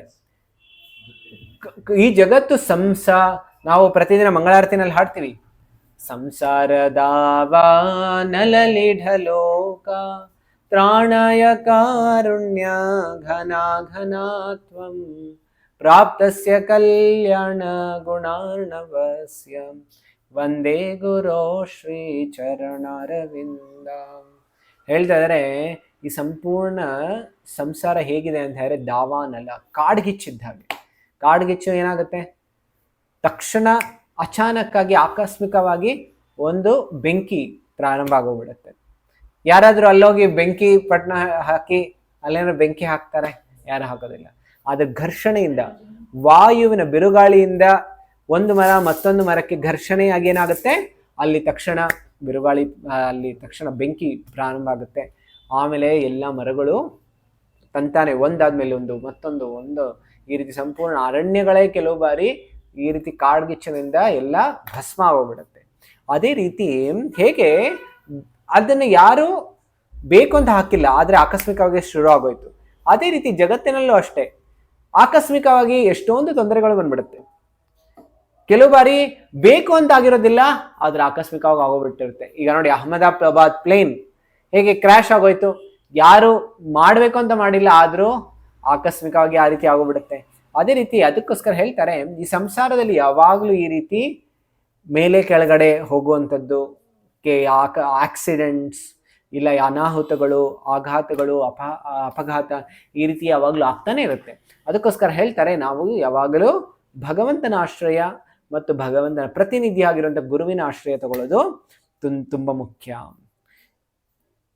ಅದಕ್ಕೋಸ್ಕರ ಹೇಳ್ತಾರೆ, ಕೃಪಣ ಮತ್ತು ಬ್ರಾಹ್ಮಣ ಯಾರು ಅಂತ ಹೇಳಿದ್ರೆ, ಯಾರು ಕೃಪಣ ಯಾವಾಗಲೂ ಅವರ ಭೌತಿಕ ಜೀವನದ ಬಗ್ಗೆನೇ ಆಲೋಚನೆ ಮಾಡ್ತಾ ಇರ್ತಾರೆ. ಆದರೆ ಭೌತಿಕ ಶರೀರ ಯಾವಾಗಲೂ ಅದು ತಾತ್ಕಾಲಿಕ ಕ್ಷಣಿಕವಾಗಿರೋದೆ. ಆಧ್ಯಾತ್ಮಿಕ ದೃಷ್ಟಿಕೋನದಿಂದ ಯಾರು ಚಿಂತನೆ ಮಾಡ್ತಾ ಇರ್ತಾರೆ, ಅವರ ಆಧ್ಯಾತ್ಮಿಕ ಏಳಿಗೆಗೋಸ್ಕರ ಯಾರು ಕೆಲಸ ಮಾಡ್ತಾ ಇರ್ತಾರೆ, ಅವ್ರಿಗೇನು ಹೇಳ್ತಾರೆ, ಬ್ರಾಹ್ಮಣ ಅಂತ ಹೇಳ್ತಾರೆ. ಈಗ ಇಲ್ಲಿಯ ತನಕ ಭಗವಂತ ಏನು ಹೇಳ್ಕೊಟ್ಟಿದ್ದಾರೆ, 8ನೇ ಶ್ಲೋಕದಲ್ಲಿ ನಾವು ಹೇಗೆ 7ನೇ ಶ್ಲೋಕದಲ್ಲಿ ಅರ್ಜುನನ ಈಗ ದುಃಖದಿಂದ ಅವನು ಕೃಷ್ಣನ ಶರಣಾಗಿ ಹೋಗಿದ್ದಾನೆ. ಆಮೇಲೆ ಹೇಳ್ತಾರೆ, ಈಗ ನನಗೆ ಇದು ಬಿಟ್ಟರೆ ಮತ್ತೇನು ಉಪಾಯ ಇಲ್ಲ, ಕೃಷ್ಣ ನೀನೇ ನನಗೆ ದಾರಿ ತೋಡಿಸ್ಬೇಕು ಅಂತ ಹೇಳ್ತಾನೆ. ಅದಾದ್ಮೇಲೆ ಈ ರೀತಿ ಹೇಳಿ ಅವನು ಅರ್ಜುನ ಕೃಷ್ಣನ ಆಶ್ರಯವನ್ನು ತಗೊಳ್ತಾನೆ. 10ನೇ ಶ್ಲೋಕ ಆಮೇಲೆ 11ನೇ ಶ್ಲೋಕದಿಂದ ನಿಜವಾಗಿಯೂ ಭಗವದ್ಗೀತೆ ಪ್ರಾರಂಭ ಆಗುತ್ತೆ. ಭಗವದ್ಗೀತೆ ಪ್ರಾರಂಭ ಆಗೇ ಇದೆ 1ನೇ ಅಧ್ಯಾಯದಿಂದ, ಆದರೆ ಇಲ್ಲಿ ಸ್ವಯಂ ಶ್ರೀಕೃಷ್ಣ ಹೇಳೋದು ಪ್ರಾರಂಭ ಮಾಡ್ತಾನೆ. ಅದಕ್ಕೋಸ್ಕರ ಇದು ತುಂಬ ಮುಖ್ಯವಾಗಿದೆ. ನಾನು ಈಗ ಕೆಲವು PPT ತಮಗೆ ತೋರಿಸ್ತೀನಿ.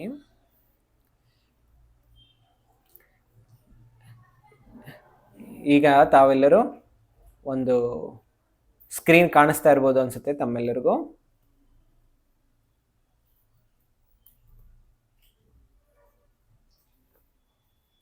ಕಾಣಿಸ್ತಾ ಇದೆಯಲ್ಲ? ಈಗ ಹೇಳ್ತಾರೆ, ಭಗವದ್ಗೀತೆಯನ್ನ ಸರಿಯಾಗಿ ತಿಳಿದುಕೊಳ್ಳುವಂತಹ ಮನಸ್ಥಿತಿ ಹೇಗಿರಬೇಕು ನೋಡಿ. ಹೇಳ್ತಾರೆ, ಅರ್ಜುನ ಸ್ನೇಹವನ್ನ ನಿಲ್ಲಿಸಿ ಭಗವದ್ಗೀತೆಯನ್ನ ಮೊದಲು ಶಿಷ್ಯನಾಗಿ ಮೊದಲು ಕೃಷ್ಣನಿಗೆ ಶರಣಾಗ್ತಾನೆ. ಅದೇ ರೀತಿ ನಾವು ಭಗವದ್ಗೀತೆಯನ್ನು ತಿಳ್ಕೊಳ್ಬೇಕು ಅಂತ ಹೇಳಿದ್ರೆ ನಾವು ಸ್ನೇಹದ ರೂಪದಲ್ಲಿ ತಿಳ್ಕೊಳ್ಳೋದಕ್ಕಾಗೋದಿಲ್ಲ. ಯಾಕೆಂದ್ರೆ ಜ್ಞಾನವನ್ನು ತಿಳ್ಕೊಳ್ಬೇಕು ಅಂತ ಹೇಳಿದ್ರೆ ನಾವು ಅದಕ್ಕೋಸ್ಕರ ಭಗವಂತ ಹೇಳ್ತಾ ಇದ್ದಾರೆ, ಮೊದಲು ಶಿಷ್ಯನಾಗೋ ತನಕ ಕೃಷ್ಣ ಉಪದೇಶ ಕೊಟ್ಟಿಲ್ಲ. ನೋಡಿ, 1ನೇ ಅಧ್ಯಾಯದಲ್ಲಿ ಸಂಪೂರ್ಣವಾಗಿ ಕೃಷ್ಣ ಮಾತಾಡೇ ಇಲ್ಲ, 2ನೇ ಅಧ್ಯಾಯದಲ್ಲೂ ಮಾತಾಡಿಲ್ಲ. ಯಾವಾಗ ಅರ್ಜುನ ಶರಣಾಗ್ತಾನೆ ಆಗ ಭಗವಂತ ಉಪದೇಶ ಕೊಡೋದು ಪ್ರಾರಂಭ ಮಾಡ್ತಾನೆ. ಅದೇ ರೀತಿ ನಾವು ಗುರುಗಳ ಹತ್ರ ಯಾವಾಗಲಾದ್ರೂ ಹೋದ್ರೆ ಯಾವ ರೂಪದಲ್ಲಿ ಇರಬೇಕು, ನಾವು ಶರಣಾಗಿಲ್ಲ ಅಂತ ಹೇಳಿದ್ರೆ ನಮಗೆ ಜ್ಞಾನ ಸಿಗೋದಿಲ್ಲ. ಅದಕ್ಕೋಸ್ಕರ ನಾವು ಗುರುಗಳ ಹತ್ರ ಹೋಗಿ ಚಾಲೆಂಜ್ ಮಾಡ್ತಾರೆ. ಕೆಲವರು ಚಾಲೆಂಜ್ ಮಾಡ್ತಾರೆ ಅಂತ ಹೇಳಿದ್ರೆ ಅವ್ರು ತೋರಿಸ್ಕೊಳ್ತಾರೆ, ನನಗೆ ಗುರುಗಳಿಗಿಂತ ಜಾಸ್ತಿ ಜ್ಞಾನ ಇದೆ ಅಂತ ಹೇಳಿ, ಇಲ್ಲ ಅಂತ ಹೇಳಿದ್ರೆ ಗುರುಗಳಿಗಿಂತ ಹೆಚ್ಚು ಗೊತ್ತಿದೆ ಅಂತ ಹೇಳಿ. ಆ ರೀತಿಯಾದ ನಾವು ಹೋದ್ರೆ ನಮಗೆ ಆಧ್ಯಾತ್ಮಿಕ ಉಪದೇಶ ಸಿಗೋದಿಲ್ಲ.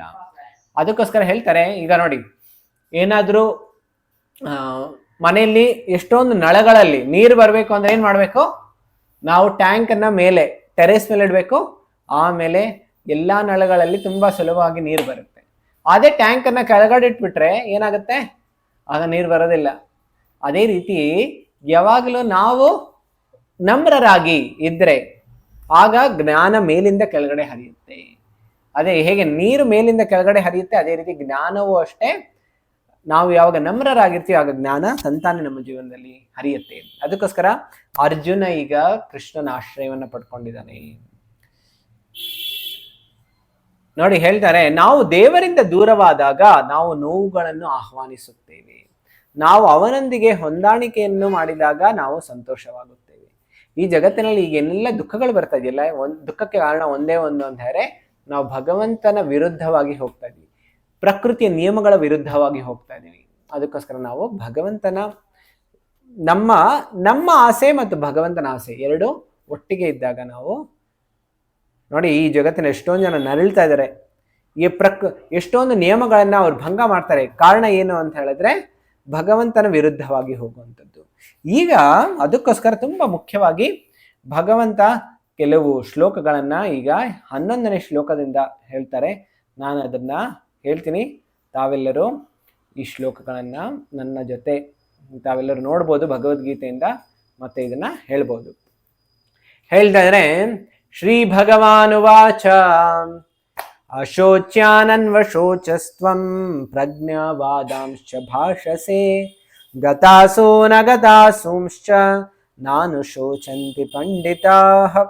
ಭಗವಂತ ಹೇಳ್ತಾರೆ, ಯಾರು ಆತ್ಮಜ್ಞಾನವನ್ನ ಹೊಂದಿದ್ದಾರೆ ಅವರು ಈ ರೀತಿ ಶೋಕ ಮಾಡೋದಿಲ್ಲ, ಯಾವಾಗಲೂ ಶೋಕ ಮಾಡೋದಿಲ್ಲ. ಯಾವುದೇ ಸನ್ನಿವೇಶ ಬರಲಿ, ಎಷ್ಟು ದುಃಖವಾದಂತಹ ಸನ್ನಿವೇಶ ಅವರ ಜೀವನದಲ್ಲಿ ಬರಲಿ, ಅವರು ಯಾರು ಆತ್ಮದ ಜ್ಞಾನದಲ್ಲಿ ಇರ್ತಾರೆ ಅವರಿಗೆ ಯಾವುದೇ ಸನ್ನಿವೇಶ ಅವರಿಗೆ ದುಃಖದಲ್ಲಿ ಹಾಕೋದಕ್ಕೆ ಸಾಧ್ಯ ಇಲ್ಲ. ಯಾವುದೇ ಸನ್ನಿವೇಶ ಅವರನ್ನ ಗೊಂದಲದಲ್ಲಿ ಹಾಕೋದಕ್ಕೆ ಸಾಧ್ಯ ಇಲ್ಲ. ಅವರು ದಿಗ್ಭ್ರಮೆಗೆ ಒಳಗಾಗೋದಿಲ್ಲ. ಅವರ ಬುದ್ಧಿ ಯಾವಾಗಲೂ ಸರಿಯಾಗಿ ಆಲೋಚನೆ ಮಾಡುತ್ತೆ. ಅವರು ಬೇರೆಯವರನ್ನ ದುಃಖಕ್ಕೆ ಒಳಪಡಿಸೋದಕ್ಕೆ ಸಾಧ್ಯ ಇಲ್ಲ. ಒಂದು ಸಣ್ಣ ಉದಾಹರಣೆ ಹೇಳ್ತೀನಿ ತಮ್ಮೆಲ್ಲರಿಗೂ. ಒಂದು ಬಾರಿ ಇವರು ಫಾರಿನ್ ಫಿಲಾಸಫರ್ ಆಗಿದ್ರು. ಅವರ ಹೆಸರು ಸಾಕ್ರೆಟಿಸ್ ಅಂತ ಹೇಳಿ. ಅವರು ಸಾಕ್ರೆಟಿಸ್ಗೆ ಒಬ್ಬಳು ಹೆಂಡತಿ ಇದ್ಲು, ಯಾವಾಗಲೂ ಅವಳು ಜಗಳ ಗಂಟಿ ಆಗಿದ್ಲು. ಅವಳು ಯಾವಾಗಲೂ ಇವ್ರಿಗೆ ಕಿರುಕುಳ ಕೊಡ್ತಾ ಇದ್ಲು. ಆಮೇಲೆ ಒಂದು ದಿನ ಸಾಕ್ರೆಟಿಸ್ ಅವರ ಎಲ್ಲ ಶಿಷ್ಯಂದ್ರ ಜೊತೆ ಅಲ್ಲೇ ಅವರು ಪಾಠ ಮಾಡ್ತಾ ಇದ್ರು ಅವರೆಲ್ಲರಿಗೂ. ಆಗ ಸಾಕ್ರೆಟಿಸ್ ಪಾಠ ಮಾಡ್ತಾ ಇರುವಾಗ ಅವಳು ಹೆಂಡತಿ ಬರ್ತಾಳೆ. ಹೆಂಡತಿ ಜಗಳ ಮಾಡೋದು ಪ್ರಾರಂಭ ಮಾಡ್ತಾಳೆ. ಆಗ ಅವ್ರಿಗೆ ಅನ್ನಿಸ್ತು, ಈಗ ಎಲ್ಲ ಸ್ಟೂಡೆಂಟ್ಸ್ ಎಲ್ಲ ಇದ್ದಾರೆ, ಅವ್ರಿಗೆಲ್ಲರಿಗೂ ನಾನು ಪಾಠ ಮಾಡೋದಕ್ಕೆ ಆಗೋದಿಲ್ಲ ಅಂತ ಹೇಳಿ ಆ ಜಗಳನ್ನ ಅಲ್ಲೇ ನಿಲ್ಲಿಸ್ಬಿಟ್ಟು ಅವ್ರು ಎದ್ದು ಶಿಷ್ಯಂದ್ರನ್ನ ಬೇರೆ ಕಡೆ ಕರ್ಕೊಂಡು ಹೋಗೋದಕ್ಕೆ ಅವ್ರು ಹೋಗ್ತಾ ಇರ್ತಾರೆ. ಇದನ್ನು ನೋಡಿದ ತಕ್ಷಣ ಅವಳೇನು ಮಾಡ್ತಾಳೆ, ಅವಳು ಒಂದು ಬಕೆಟಿಂದ ನೀರನ್ನು ತಗೊಂಡು ಹೋಗಿ ಮೇಲೆ ಫಸ್ಟ್ ಫ್ಲೋರಿಂದ ಆ ಸಾಕ್ರೆಟಿಸ್ ತಲೆ ಮೇಲೆ ನೀರನ್ನ ಒಯ್ತಾಳೆ. ಆಗ ಸಾಕ್ರೆಟಿಸ್ ನಗ್ತಾ ನಗ್ತಾ ಹೇಳ್ತಾನೆ, ಮೊದಲು ಗುಡುಕ್ತಾ ಇತ್ತು, ಮೋಡ ಗುಡುಕ್ತಾ ಇತ್ತು, ಈಗ ಮಳೆ ಬರೋದು ಪ್ರಾರಂಭ ಆಗಿದೆ ಅಂತ. ನೋಡಿ, ಆ ಸನ್ನಿವೇಶದಲ್ಲೂ ಸಾಕ್ರೆಟಿಸ್ ಅವನ ತುಂಬಾ ಶಾಂತವಾಗಿರೋ ಮನಸ್ಸನ್ನು ಅವನು ಕಳ್ಕೊಂಡಿಲ್ಲ. ಯಾಕೆಂತ ಹೇಳಿದ್ರೆ ಸಾಕ್ರೆಟಿಸ್ ಅವನ ಆತ್ಮದ ಜ್ಞಾನವನ್ನ ಹೊಂದಿದ್ದ. ಅವನಿಗೆ ಒಂದು ಬಾರಿ ಬೇರೆಯವರು ಗ್ರೀಕ್ ಅವರೆಲ್ಲರೂ ಅವನಿಗೆ ನೇಣು ಹಾಕಿ ಸಾಯಿಸೋದಕ್ಕೆ ಪ್ರಯತ್ನ ಪಟ್ಟಾಗ ಅವನು ನಿರ್ಭಯನಾಗಿಯೇ ಇದ್ದ. ಯಾಕೆಂತ ಹೇಳಿದ್ರೆ ಅವನ ಮೇಲೆ ಇಷ್ಟೊಂದು ಅಪವಾದಗಳು ಬಂದ್ಬಿಡ್ತು, ಆದ್ರೆ ಅವನು ನಿರ್ಭಯನಾಗಿದ್ದ. ಮತ್ತು ಅವನು ನನ್ನನ್ನ ಯಾರು ಕೊಲ್ಲೋದಕ್ಕೆ ಸಾಧ್ಯ ಇಲ್ಲ, ನನ್ನನ್ನ ನೀವು ನೋಡೇ ಇಲ್ಲ ಅಂತ ಹೇಳಿ ಹೆಂಗ್ ಕೊಲ್ಲೋದಕ್ಕೆ ಸಾಧ್ಯ ಆಗತ್ತೆ ಅಂತ ಹೇಳಿ ಸಾಕ್ರೆಟಿಸ್ ಹೇಳ್ತಾ ಇದ್ದ. ಅಂತ ಹೇಳಿದ್ರೆ ನಾವು ಏನ್ ತಿಳ್ಕೊಳ್ಬೋದು ಅಂತ ಹೇಳಿದ್ರೆ, ಶರೀರಕ್ಕೆ ಏನು ನೋವು ಬರುತ್ತಲ್ಲ ಅದು ಬಂದೇ ಬರುತ್ತೆ. ಆದ್ರೆ ನಾವು ಯಾವಾಗ ಆತ್ಮದ ಸ್ತರದಲ್ಲಿರ್ತೀವಿ ಆಗ ನಮಗೆ ಈ ಭೌತಿಕ ಸಂಸಾರದ ನೋವಿನಿಂದ ನಾವು ಆಚೆ ಬರೋದಕ್ಕೆ ಸಾಧ್ಯ ಆಗುತ್ತೆ. ಅದಕ್ಕೋಸ್ಕರ ಹೇಳ್ತಾ ಇದ್ದಾರೆ, ಕೃಷ್ಣ ಹೇಳ್ತಾನೆ, ಅಶೋಚ್ಯಾನನ್ವಶೋಚಸ್ತ್ವಂ ಪ್ರಜ್ಞಾವಾದಾಂಶ್ಚ ಭಾಷಸೆ ಗತಾಸೂನ ಗತಾಸೂಂಶ್ಚ ನಾನು ಶೋಚಂತಿ ಪಂಡಿತಾಃ. ನೀನು ವಿದ್ವಾಂಸನ ರೀತಿ ಮಾತಾಡ್ತಾ ಇದೀಯ ಅರ್ಜುನ, ಆದ್ರೆ ನೀನು ಶೋಕ ಪಡ್ತಾ ಇದೀಯ. ಅದಕ್ಕೋಸ್ಕರ ನಿನ್ನ ಈ ಜ್ಞಾನ ಇದೆಯಲ್ಲ ಅದು ವೇಸ್ಟ್. ಈ ಜ್ಞಾನದಿಂದ ನಿನಗೆ ಏನೂ ಪ್ರಯೋಜನ ಇಲ್ಲ. ಯಾರು ನಿಜವಾದ ಪಂಡಿತರು ಇರ್ತಾರೆ ಅವರು ಸತ್ತವ್ರಿಗಾಗ್ಲಿ ಇಲ್ಲ ಬದುಕಿರೋರಿಗಾಗ್ಲಿ ಇಬ್ರಿಗೂ ಅವರು ದುಃಖವನ್ನ ಪಡೋದಿಲ್ಲ ಅಂತ ಹೇಳಿ ಭಗವಂತ ಹೇಳ್ತಾ ಇದ್ದಾರೆ. ಮುಂದೆ ಹೇಳ್ತಾರೆ, ನತ್ವೇವಾಹಂ ಜಾತು ನಾಸಂ ನತ್ವಂ ನೇಮೇ ಜನಾಧಿಪ ನ ಚೈವನ ಭವಿಷ್ಯಾಮಃ ಸರ್ವೇ ವಯಂ ಅತಃ ಪರಂ. ಭಗವಂತ ಹೇಳ್ತಾರೆ, ನಾನು ಇರ್ಲಿಲ್ಲ ಅನ್ನೋಂಥ ಸಮಯನೇ ಇಲ್ಲ. ಅರ್ಜುನ ನೀನು ಅಷ್ಟೇ, ನೀನು ಯಾವಾಗ್ಲೂ ಸದೈವ ಇದೆಯಾ, ನಾನು ಸದೈವ ಇದ್ದೀನಿ. ಬರೀ ನಾವಿಬ್ರೇ ಅಲ್ಲ, ಇಲ್ಲಿ ಇರುವಂತ ಎಲ್ಲ ರಾಜರು, ಸೈನಿಕರು, ಎಲ್ಲ ಪ್ರಾಣಿಗಳು, ಪಕ್ಷಿಗಳು ಅವರೆಲ್ಲರೂ ಅವರು ಯಾವಾಗ್ಲೂ ಅಸ್ತಿತ್ವದಲ್ಲಿ ಇದ್ದೇ ಇದ್ದಾರೆ.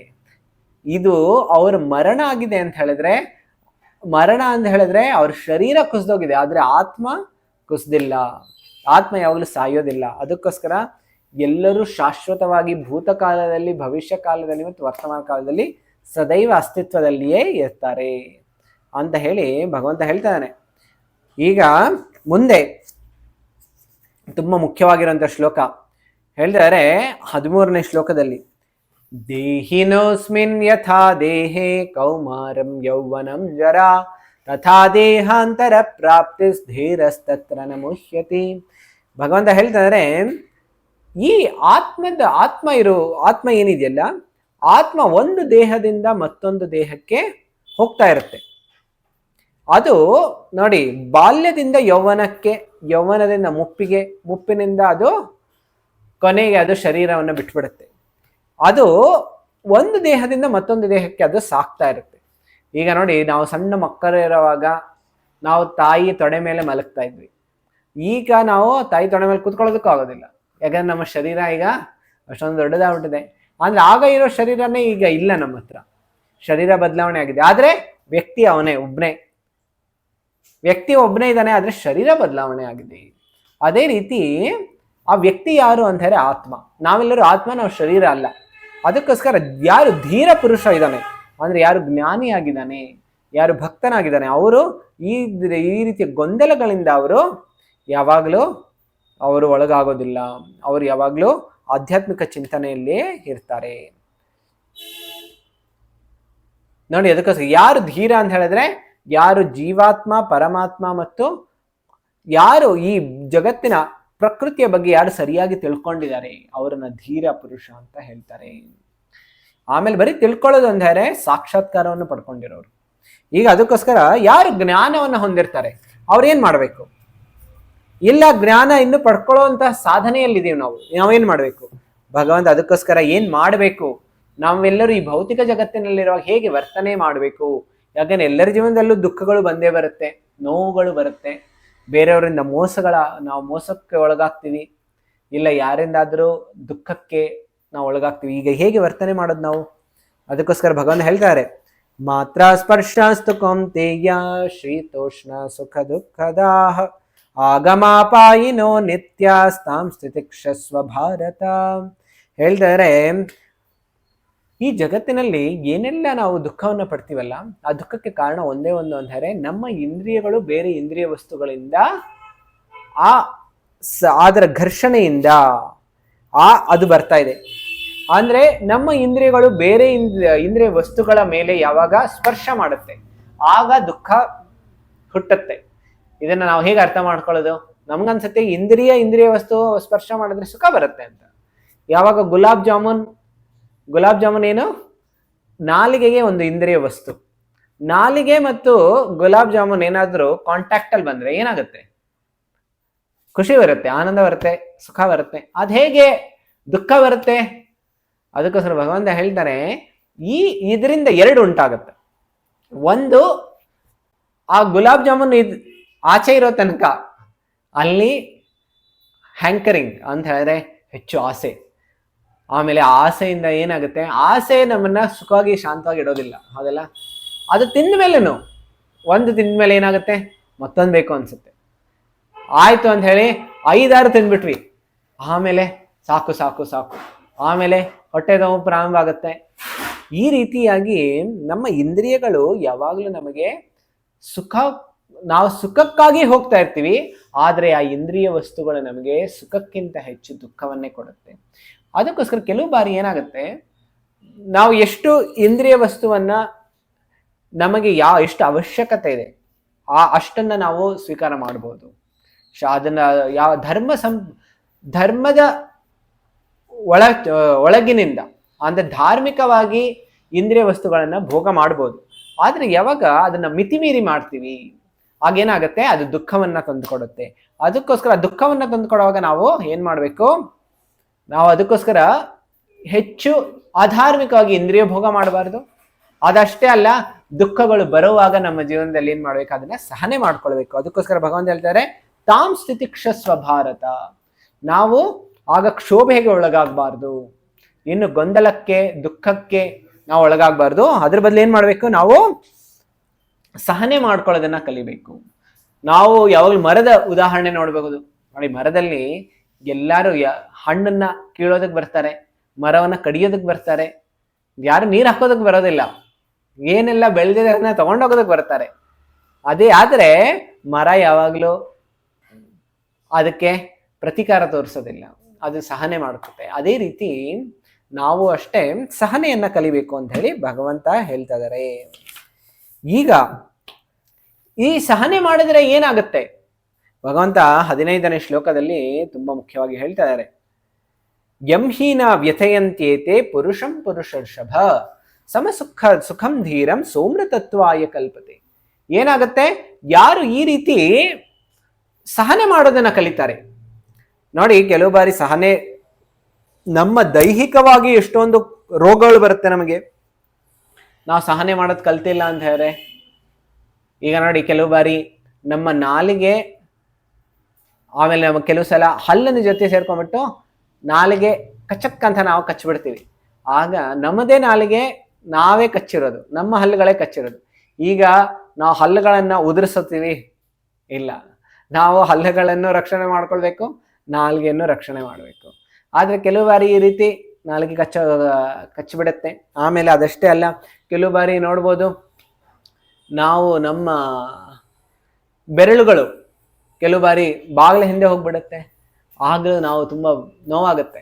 ಆದ್ರೆ ನಾವು ಅದು ಸಹನೆ ಮಾಡ್ಕೊಳ್ತೀವಿ, ಹೌದಲ್ಲ? ನಾವು ಸಹನೆ ಮಾಡ್ಕೊಂಡಿಲ್ಲ ಅಂತ ಹೇಳಿದ್ರೆ, ಇಲ್ಲ ನಮ್ಮ ತಲೆ ಎಲ್ಲರೂ ಹೊಡ್ಕೊಳ್ತೀವಿ, ಆದ್ರೆ ನಾವು ಸಹನೆ ಮಾಡ್ಕೊಳ್ತೀವಿ. ಅದೇ ರೀತಿ ಮೊದಲು ದೈಹಿಕವಾಗಿ ಏನಾದ್ರೂ ಬಂದರೂ ನಾವು ಸಹನೆ ಮಾಡೋದು. ಅದಷ್ಟೇ ಅಲ್ಲ, ಮಾನಸಿಕವಾಗಿ ಕೆಲವು ಬಾರಿ ಇಷ್ಟೊಂದು ಸ್ಟ್ರೆಸ್ ಬರುತ್ತೆ, ಆಮೇಲೆ ಇಷ್ಟೊಂದು ಮಾನಸಿಕ ಒತ್ತಡಗಳು, ಆಮೇಲೆ ಬೇರೆಯವರು ಏನೋ ಅಂದದಕ್ಕೆ ನಾವು ಕೆಲವು ಸಲ ಡಿಪ್ರೆಷನ್ಗೆ ಹೋಗ್ಬಿಟ್ಟಿರ್ತೀವಿ, ಕೆಲವು ಬಾರಿ ನೆಗೆಟಿವ್ ಥಾಟ್ಸ್ ಎಲ್ಲ ಬರುತ್ತೆ. ಈ ಸನ್ನಿವೇಶಗಳಲ್ಲೆಲ್ಲ ನಾವು ಏನು ಮಾಡಬೇಕು? ನಾವು ಈ ರೀತಿ ನಾವೇನಾದ್ರೂ ನಮ್ಮ ಸಹನೆ ಮಾಡೋದನ್ನ ಕಲ್ತಿಲ್ಲ ಅಂತ ಹೇಳಿದ್ರೆ, ನೋಡಿ ಹೇಳ್ತಾರೆ, ಯಂಹೀನ ವ್ಯಥೆಯಂತೈತೆ ಪುರುಷಂ ಪುರುಷರ್ಷಭ. ವ್ಯಥೆಗಳು ಬರುತ್ತೆ, ಆದ್ರೆ ವ್ಯಥೆಗಳನ್ನ ನಾವು ಸಹನೆ ಮಾಡೋದನ್ನ ಕಲಿಬೇಕು. ಕೆಲವು ಬಾರಿ ಕುಟುಂಬದಲ್ಲೇ ಯಾರಾದ್ರೂ ನಮಗೆ ಏನಾದ್ರೂ ಅಂತ ಇರ್ತಾರೆ, ಈಗ ನಾವು ಅದಕ್ಕೆ ಪ್ರತಿಕಾರ ತೋರ್ಸಕ್ ಹೋದ್ರೆ ಇನ್ನೂ ದೊಡ್ಡದಾಗಿ ಜಗಳ ಪ್ರಾರಂಭ ಆಗ್ಬಿಡುತ್ತೆ. ಅದಕ್ಕೋಸ್ಕರ ಸಹನೆ ಮಾಡೋದನ್ನ ಕಲಿಬೇಕು ಅಂತ ಹೇಳ್ತಾರೆ. ಯಾರು ಈ ರೀತಿ ಸುಖ ಮತ್ತು ದುಃಖಗಳಲ್ಲಿ ಸಮನಾಗಿರ್ತಾರೆ, ಅವರು ಅಮೃತತ್ವವನ್ನ ಪ್ರಾಪ್ತಿ ಮಾಡ್ಕೊಳ್ಬಹುದು ಅಂತ ಭಗವಂತ ಹೇಳ್ತಾರೆ. ಸೋಮೃತತ್ವಾಯ ಕಲ್ಪತೆ, ಅವನು ಮೋಕ್ಷಕ್ಕೆ ಅವನು ಅರ್ಹನಾಗಿರುತ್ತಾನೆ ಅಂತ ಹೇಳ್ತಾರೆ. ಅದಷ್ಟೇ ಅಲ್ಲ, ಈಗ 16ನೇ ಶ್ಲೋಕದಲ್ಲಿ ನೋಡಿ, 16ರಿಂದ 22 ಶ್ಲೋಕದ ತನಕ ಭಗವಂತ ಏನ್ ಹೇಳ್ತಾರೆ ಅಂತ ಹೇಳಿದ್ರೆ, ಆತ್ಮ ಯಾವಾಗ್ಲೂ ಶಾಶ್ವತ, ಶರೀರ ಯಾವಾಗ್ಲೂ ತಾತ್ಕಾಲಿಕ. ಆಮೇಲೆ ನಮ್ಮ ಶರೀರ ಬದಲಾವಣೆ ಹೇಗಾಗುತ್ತೆ ಅಂದ್ರೆ, ಹೇಗೆ ನಾವು ಬಟ್ಟೆ ಬದಲಾವಣೆ ಮಾಡ್ತೀವಿ ಆ ರೀತಿ ಶರೀರನೂ ಬದಲಾವಣೆ ಆಗುತ್ತೆ ಅಂತ ಭಗವಂತ ಹೇಳ್ತಾರೆ. ತಾವೆಲ್ಲರೂ 16ನೇ ಶ್ಲೋಕವನ್ನ ನನ್ನ ಜೊತೆ ಹೇಳ್ತಾ ಇರ್ಬೋದು. ನಾ ಸತೋ ವಿದ್ಯತೆ ಭಾವೋ ನಾ ಭಾವೋ ವಿದ್ಯತೆ ಸತಃ ಉಭಯೋರಪಿ ದೃಷ್ಟೋಂತಸ್ತನಯೋಸ್ತತ್ವದರ್ಶಿಭಿಃ. ಹೇಳ್ತಾರೆ, ಈ ಜಗತ್ತಿನಲ್ಲಿ ಅಸ್ತಿತ್ವದಲ್ಲಿಲ್ಲದಿರುವುದು ಉಳಿಯುವುದಿಲ್ಲ ಮತ್ತು ನಿರಂತರವಾದದ್ದು ಬದಲಾವಣೆ ಹೊಂದುವುದಿಲ್ಲ. ಅಂದ್ರೆ ಯಾವುದು ಶಾಶ್ವತವಾಗಿದೆ ಅದು ಬದಲಾವಣೆ ಆಗೋದಿಲ್ಲ, ಮತ್ತು ಯಾವುದು ಬದಲಾವಣೆ ಆಗ್ತಾ ಇರುತ್ತೆ ಅದು ಶಾಶ್ವತ ಅಲ್ಲ ಅಂತ ಹೇಳ್ತಾರೆ. ಈಗ ಯಾವುದು ಬದಲಾವಣೆ ಆಗ್ತಾ ಇದೆ? ಶರೀರ, ಅದಕ್ಕೋಸ್ಕರ ಅದು ಶಾಶ್ವತ ಅಲ್ಲ. ಮತ್ತೆ ಯಾವುದು ಶಾಶ್ವತವಾಗಿರೋದು? ಆತ್ಮ, ಅದಕ್ಕೋಸ್ಕರ ಅದು ಬದಲಾವಣೆ ಆಗೋದಿಲ್ಲ. ಹಾಗಿದ್ರೆ ಯಾಕೆ ಚಿಂತೆ ಮಾಡ್ಬೇಕು? ಈಗ ನೋಡಿ, ಶರೀರ ಯಾವಾಗಲೂ ಬದಲಾವಣೆ ಆಗ್ತಾ ಇರುತ್ತೆ, ಕೊನೆಯಲ್ಲಿನೂ ಬದಲಾವಣೆ ಆಗುತ್ತೆ. ಮರಣ ಕಾಲದಲ್ಲಿ ಏನಾಗುತ್ತೆ? ಒಂದು ಶರೀರದಿಂದ ಮತ್ತೊಂದು ಶರೀರಕ್ಕೆ ಹೋಗ್ತೀವಿ, ಯಾಕೆ ಇದಕ್ಕೋಸ್ಕರ ಚಿಂತೆ ಮಾಡ್ಬೇಕು ಅಂತ ಹೇಳ್ತಾ ಇದ್ದಾರೆ. ಆಮೇಲೆ ಆತ್ಮ ಯಾವಾಗಲೂ ಬದಲಾವಣೆನೇ ಆಗೋದಿಲ್ಲ, ನಾವು ಮೊದಲಿನೂ ಹೇಗಿರ್ತೀವಿ ಅದೇ ರೀತಿ ಇರ್ತೀವಿ. ಆಗಿದ್ರೆ ನಾವು ಯಾಕೆ ಚಿಂತೆ ಮಾಡ್ಬೇಕು, ಯಾಕೆ ಶೋಕವನ್ನ ಪಡಬೇಕು ಅಂತ ಭಗವಂತ ಹೇಳ್ತಾ ಇದ್ದಾರೆ. ಆಮೇಲೆ 17ನೇ ಶ್ಲೋಕದಲ್ಲಿ ಭಗವಂತ ಹೇಳ್ತಾ ಇದ್ದಾರೆ, ಈಗ ಕೆಲವರಿಗೆ ಪ್ರಶ್ನೆ ಬರುತ್ತೆ, ನಾನು ಆತ್ಮನ ಶರೀರನ? ಈ ರೀತಿಯೂ ಕೆಲವು ಬಾರಿ ಪ್ರಶ್ನೆ ಬರುತ್ತೆ ಜನರಿಗೆ. ನಾವು ಆತ್ಮನ ಶರೀರ ಅಂತ ಹೆಂಗ್ ಗೊತ್ತಾಗತ್ತೆ? ಈಗ ನಾನು ಸಣ್ಣ ಒಂದು ನಿಮಗೆ ಉದಾಹರಣೆ ಕೊಡ್ತೀನಿ. ತಮ್ಮೆಲ್ಲರಿಗೆ ನಾನೇನಾದ್ರು ಪ್ರಶ್ನೆ ಕೇಳಿದ್ರೆ, ನೀವು ಯಾರು ಅಂತ ನೀವೇನ್ ಹೇಳ್ತೀರಿ? ನೀವು ಹೇಳ್ಬೋದು, ನಾನು ವಿಷ್ಣು ಪ್ರಭು ಅಂತ ಹೇಳಿ, ಇಲ್ಲ ಅಂತ ಹೇಳಿದ್ರೆ ನಾನು ಸತ್ಯಮೂರ್ತಿ ದಾಸ್ ಅಂತ ಹೇಳ್ಬೋದು. ಈ ರೀತಿ ನಾವು ನಮ್ಮ ಹೆಸರುಗಳನ್ನ ಹೇಳ್ಕೊಳ್ತೀವಿ. ಈಗ ಈ ಎಲ್ಲ ಹೆಸರುಗಳು ಯಾವಾಗ ಬಂದಿದ್ದ ನಮಗೆ? ನಾವು ಯಾವಾಗ ಮನೆಯಲ್ಲಿ ಇರ್ತೀವಿ ಆಗ ನಮಗೆ ಹೆಸರು ತಂದೆ ತಾಯಿ ಇಡ್ತಾರೆ, ಹುಟ್ಟಿದ ಒಂದು 2-3 ತಿಂಗಳಿನಲ್ಲಿ, ಹೌದಲ್ಲ? ಜಾತಕದ ಪ್ರಕಾರ ನೋಡ್ತಾರೆ, ನಾಮಕರಣ ಸಂಸ್ಕಾರ ಮಾಡ್ತಾರೆ, ಆಗ ಹೆಸರನ್ನ ಇಡ್ತಾರೆ. ಅದಕ್ಕಿಂತ ಮುಂಚೆನೂ ನಾವಿದ್ವಿ, ಹೌದಲ್ಲ? ಈಗ ಅದಕ್ಕಿಂತ ಮುಂಚೆನೂ ನಾವಿರೋವಾಗ ನಮ್ಮ ಹೆಸರು ಅದಿರ್ಲಿಲ್ಲ, ಹೆಸರು ಆಮೇಲೆ ಬಂದಿದ್ದು. ಅದಕ್ಕೋಸ್ಕರ ನಮ್ಮ ನಿಜವಾದ ಗುರುತು ನಮ್ಮ ಹೆಸರಲ್ಲ, ಹೌದಲ್ಲ? ಆಗ ನಮ್ಮ ನಿಜವಾದ ಗುರುತು ಏನು? ಹಾಗಿದ್ರೆ ಏನಾದ್ರು ಹೇಳ್ಬೋದಾ? ನಾವು ನಮ್ಮ ಶಾಶ್ವತವಾದ ಗುರುತು ಹೇಳ್ಬೋದಾ? ಕೆಲವ್ರು ಹೇಳ್ಬೋದು ನನ್ನ ಶಾಶ್ವತವಾದ ಗುರುತು ನಾನು ಮನುಷ್ಯ ಅಂತ ಹೇಳ್ಬೋದು. ಆದ್ರೆ ಈಗ ನಮಗೆ ಮನುಷ್ಯನ ಶರೀರ ಇದೆ, ಆದ್ರೆ ಹಿಂದೆ ನಮಗೆ ಮನುಷ್ಯನ ಶರೀರ ಇತ್ತು ಅಂತ ಏನು ಗ್ಯಾರಂಟಿ ಇಲ್ಲ, ಮುಂದೆನೂ ಮನುಷ್ಯನ ಶರೀರ ಇರುತ್ತೆ ಅಂತ ಏನು ಗ್ಯಾರಂಟಿ? ಹಾಗೆ ನಮ್ಮ ನಿಜವಾದ ಗುರುತು ಏನು? ಕೆಲವರು ಹೇಳ್ತಾರೆ ನನ್ನ ನಿಜವಾದ ಗುರುತು ನಾನು ಈ ಕಂಪನಿ ಕೆಲಸದ ನಾನು ಓನರ್ ನಾನಾಗಿದ್ದೀನಿ, ಇಲ್ಲ ಅಂತ ಹೇಳಿದ್ರೆ ಕೆಲವರು ಹೇಳ್ಬೋದು ಈ ಮನೆಯನ್ನ ನಾನು ಕಟ್ಸಿದ್ದೀನಿ, ಇಲ್ಲ ನಾನು ಇಲ್ಲಿ ಸ್ಟೂಡೆಂಟ್ ಆಗಿದ್ದೀನಿ, ಈ ರೀತಿ ಎಲ್ಲರೂ ಏನೇನೋ ಹೇಳ್ಬೋದು. ಆದ್ರೆ ಈ ಎಲ್ಲವೂ ನಮ್ಮ ತಾತ್ಕಾಲಿಕವಾಗಿರುವಂತಹ ಐಡೆಂಟಿಟಿ. ನಮ್ಮ ನಿಜವಾದ ಐಡೆಂಟಿಟಿ ಏನು ಅಂತ ಹೇಳಿದ್ರೆ ನಾವು ಆತ್ಮ. ಅದನ್ನೇ ಭಗವಂತ ಹೇಳ್ತಾ ಇರೋದು. ಹೇಳ್ತಾ ಇದಾರೆ ಅವಿನಾಶೀತು ತದ್ವಿದ್ಧಿ ಏನ ಸರ್ವಮಿದಂ ತತಂ. 17ನೇ ಶ್ಲೋಕ. ವಿನಾಶಂ ಅವ್ಯಯಸ್ಯಾಸ್ಯ ನ ಕಶ್ಚಿತ್ ಕರ್ತುಮರ್ಹತಿ. ಯಾರು ಈ ದೇಹವನ್ನು ಯಾವುದು ವ್ಯಾಪಿಸಿದೆಯೋ ಅದು ಅವಿನಾಶಿ ಎಂದು ತಿಳಿಯಬೇಕು. ನಾಶವಿಲ್ಲದ ಆತ್ಮವನ್ನು ಯಾರೂ ನಾಶ ಮಾಡಲಾರರು. ನೋಡಿ, ಆತ್ಮವನ್ನು ಯಾವಾಗಲೂ ನಾಶ ಮಾಡೋದಕ್ಕೆ ಸಾಧ್ಯ ಇಲ್ಲ. ಆಮೇಲೆ ದೇಹವನ್ನ ಯಾವಾಗಲೂ ನಾವು ಸಂರಕ್ಷಣೆ ಮಾಡ್ತಾ ಇರೋದಕ್ಕೆ ಆಗೋದಿಲ್ಲ. ಎಷ್ಟೇ ಪ್ರಯತ್ನ ಪಟ್ಟರು ದೇಹ ಒಂದು ಬಾರಿ ಹೋಗ್ಬಿಡುತ್ತೆ. ಅದಕ್ಕೋಸ್ಕರ ದೇಹದ ಮೇಲೆ ಶೋಕ ಪಟ್ಟು ಏನ್ ಪ್ರಯೋಜನ ಅಂತ ಭಗವಂತ ಹೇಳ್ತಾರೆ. ಅದಕ್ಕೋಸ್ಕರ ಹೇಳ್ತಾರೆ ನಮ್ಮ ಈ ಆತ್ಮದ ಲಕ್ಷಣಗಳು ಏನು ಯಾರಾದ್ರೂ ಕೇಳಿದ್ರೆ ಭಗವಂತ ಶ್ಲೋಕದಲ್ಲಿ ಹೇಳ್ತಾರೆ ನೋಡಿ, ಬಾಲಾಗ್ರ ಶತಭಾಗಸ್ಯ ಶತದಾ ಕಲ್ಪಿತಸ್ಯ ಚ ಭಾಗೋ ಜೀವ ಸಹ ವಿಜ್ಞೇಯ ಸ ಚ ಅನಂತ್ಯಾಯ ಕಲ್ಪತೆ.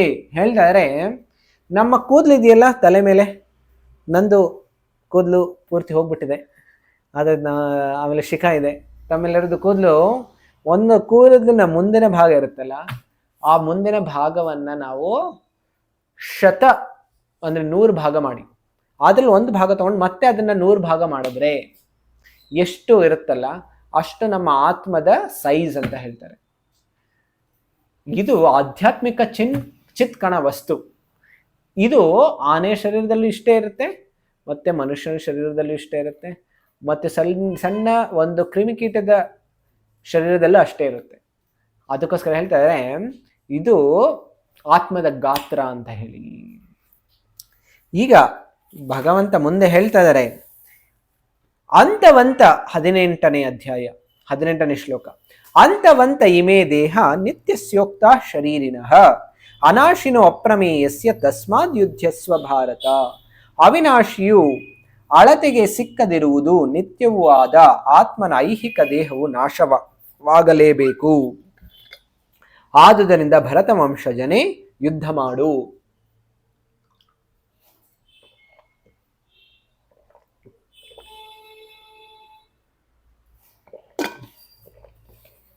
ಹೇಳ್ತಾರೆ ಈ ದೇಹ ಯಾವಾಗ್ಲೂ ನಾಶ ಆಗೇ ಆಗುತ್ತೆ. ಅದಕ್ಕೋಸ್ಕರ ದೇಹ ಯಾವಾಗ್ಲೂ ನಾಶ ಆಗೋದೇ ಇದ್ರೆ ನೀನು ಯುದ್ಧ ಮಾಡಿ ಆ ಶರೀರಗಳನ್ನ ಕೊಂದಾಕಿದ್ರೆ ಏನು ಅದ್ರಿಂದ ಏನ್ ತೊಂದರೆ ಆಗತ್ತೆ? ಅದಕ್ಕೋಸ್ಕರ ನಿನ್ನ ಧರ್ಮವನ್ನ ಬಿಡಬೇಡ. ಇದು ಆಧ್ಯಾತ್ಮಿಕ ಅಜ್ಞಾನದಿಂದ ನೀನು ಈ ರೀತಿ ಬಾಹ್ಯ ರೂಪದಲ್ಲಿ ಕರುಣೆ ತೋರಿಸ್ತಾ ಇದೆಯಾ, ಆದ್ರೆ ಈ ಕರುಣೆ ಅಜ್ಞಾನದಿಂದ ಹುಟ್ಟಿದೆ. ನೀನು ಧಾರ್ಮಿಕವಾಗಿ ಯುದ್ಧ ಮಾಡೋದು ನಿನ್ನ ಕರ್ತವ್ಯ. ನೀನು ಆ ಕರ್ತವ್ಯವನ್ನ ಬಿಟ್ಟು ಈ ರೀತಿ ಕರುಣೆ ತೋರಿಸೋದು ಉತ್ತಮ ಅಲ್ಲ. ಈಗ ಪೊಲೀಸ್ ಏನಾದ್ರು ಹೇಳ್ತಾರೆ, ನಾನೇನಾದ್ರೂ ಇವನ್ಗೆ ಹೊಡೆದು ಬಿಟ್ರೆ, ಈ ಕೈದಿಗೆ ಹೊಡೆದು ಬಿಟ್ರೆ ಅವನಿಗೆ ನೋವಾಗುತ್ತೆ ಅಂತ ಹೇಳಿ ನಾನು ಹೊಡೆಯೋದಿಲ್ಲ ಅಂತ ಹೇಳಿ ಪೊಲೀಸ್ ಕುತ್ಕೊಂಡ್ಬಿಟ್ರೆ ಏನಾಗುತ್ತೆ?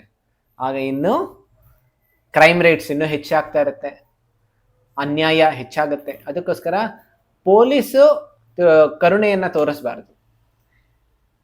ಅವನಿಗೆ ಕರುಣೆ ಯಾರು ತೋರಿಸ್ತಾರೆ ಅಂತ ಹೇಳಿದ್ರೆ ಆ ಶಿಕ್ಷೆಯೇ ಅವನಿಗೆ ಕರುಣೆ. ಯಾಕೆ ಅಂತ ಹೇಳಿದ್ರೆ ಅವನು ಶಿಕ್ಷೆಯನ್ನ ಅನುಭವಿಸಿಲ್ಲ ಅಂತ ಹೇಳಿದ್ರೆ ಮುಂದೆ ಅವನು ಇನ್ನೂ ಹೆಚ್ಚು ಪಾಪವನ್ನ ಮಾಡ್ತಾನೆ, ಇನ್ನೂ ಹೆಚ್ಚು ಪಾಪ ಕರ್ಮಗಳನ್ನ ಅವನು ಪಡ್ಕೊಳ್ತಾನೆ. ಅದಕ್ಕೋಸ್ಕರ ಅವನಿಗೆ ಶಿಕ್ಷೆ ಕೊಡುವಂಥದ್ದು ಅವನಿಗೆ ಉತ್ತಮ. ಅದಕ್ಕೋಸ್ಕರ ಭಗವಂತ ಹೇಳ್ತಾರೆ, ಅರ್ಜುನ ನೀನು ಈ ರೀತಿ ಕರುಣೆ ತೋರಿಸೋದು ಸೂಕ್ತವಲ್ಲ ಅಂತ ಹೇಳ್ತಾರೆ. 19ನೇ ಶ್ಲೋಕ. ಯಯೇನಂ ವೇತ್ತಿ ಹಂತಾರಂ ಯಶ್ಚೈನಂ ಮನ್ಯತೆ ಹತಂ ಉಭೌ ತೌ ನ ವಿಜಾನೀತೋ ನಾಯಂ ಹಂತಿನ ಹನ್ಯತೆ. ಹೇಳ್ತಾರೆ, ಯಾರು ಜೀವಿಯನ್ನು ಕೊಲ್ಲುತ್ತಾನೆ ಎಂದು ಭಾವಿಸವನಿಗೂ ಅದು ಕೊಲ್ಲಲ್ಪಟ್ಟಿತ್ತು ಎಂದು ಭಾವಿಸವನಿಗೂ ತಿಳುವಳಿಕೆ ಇಲ್ಲ.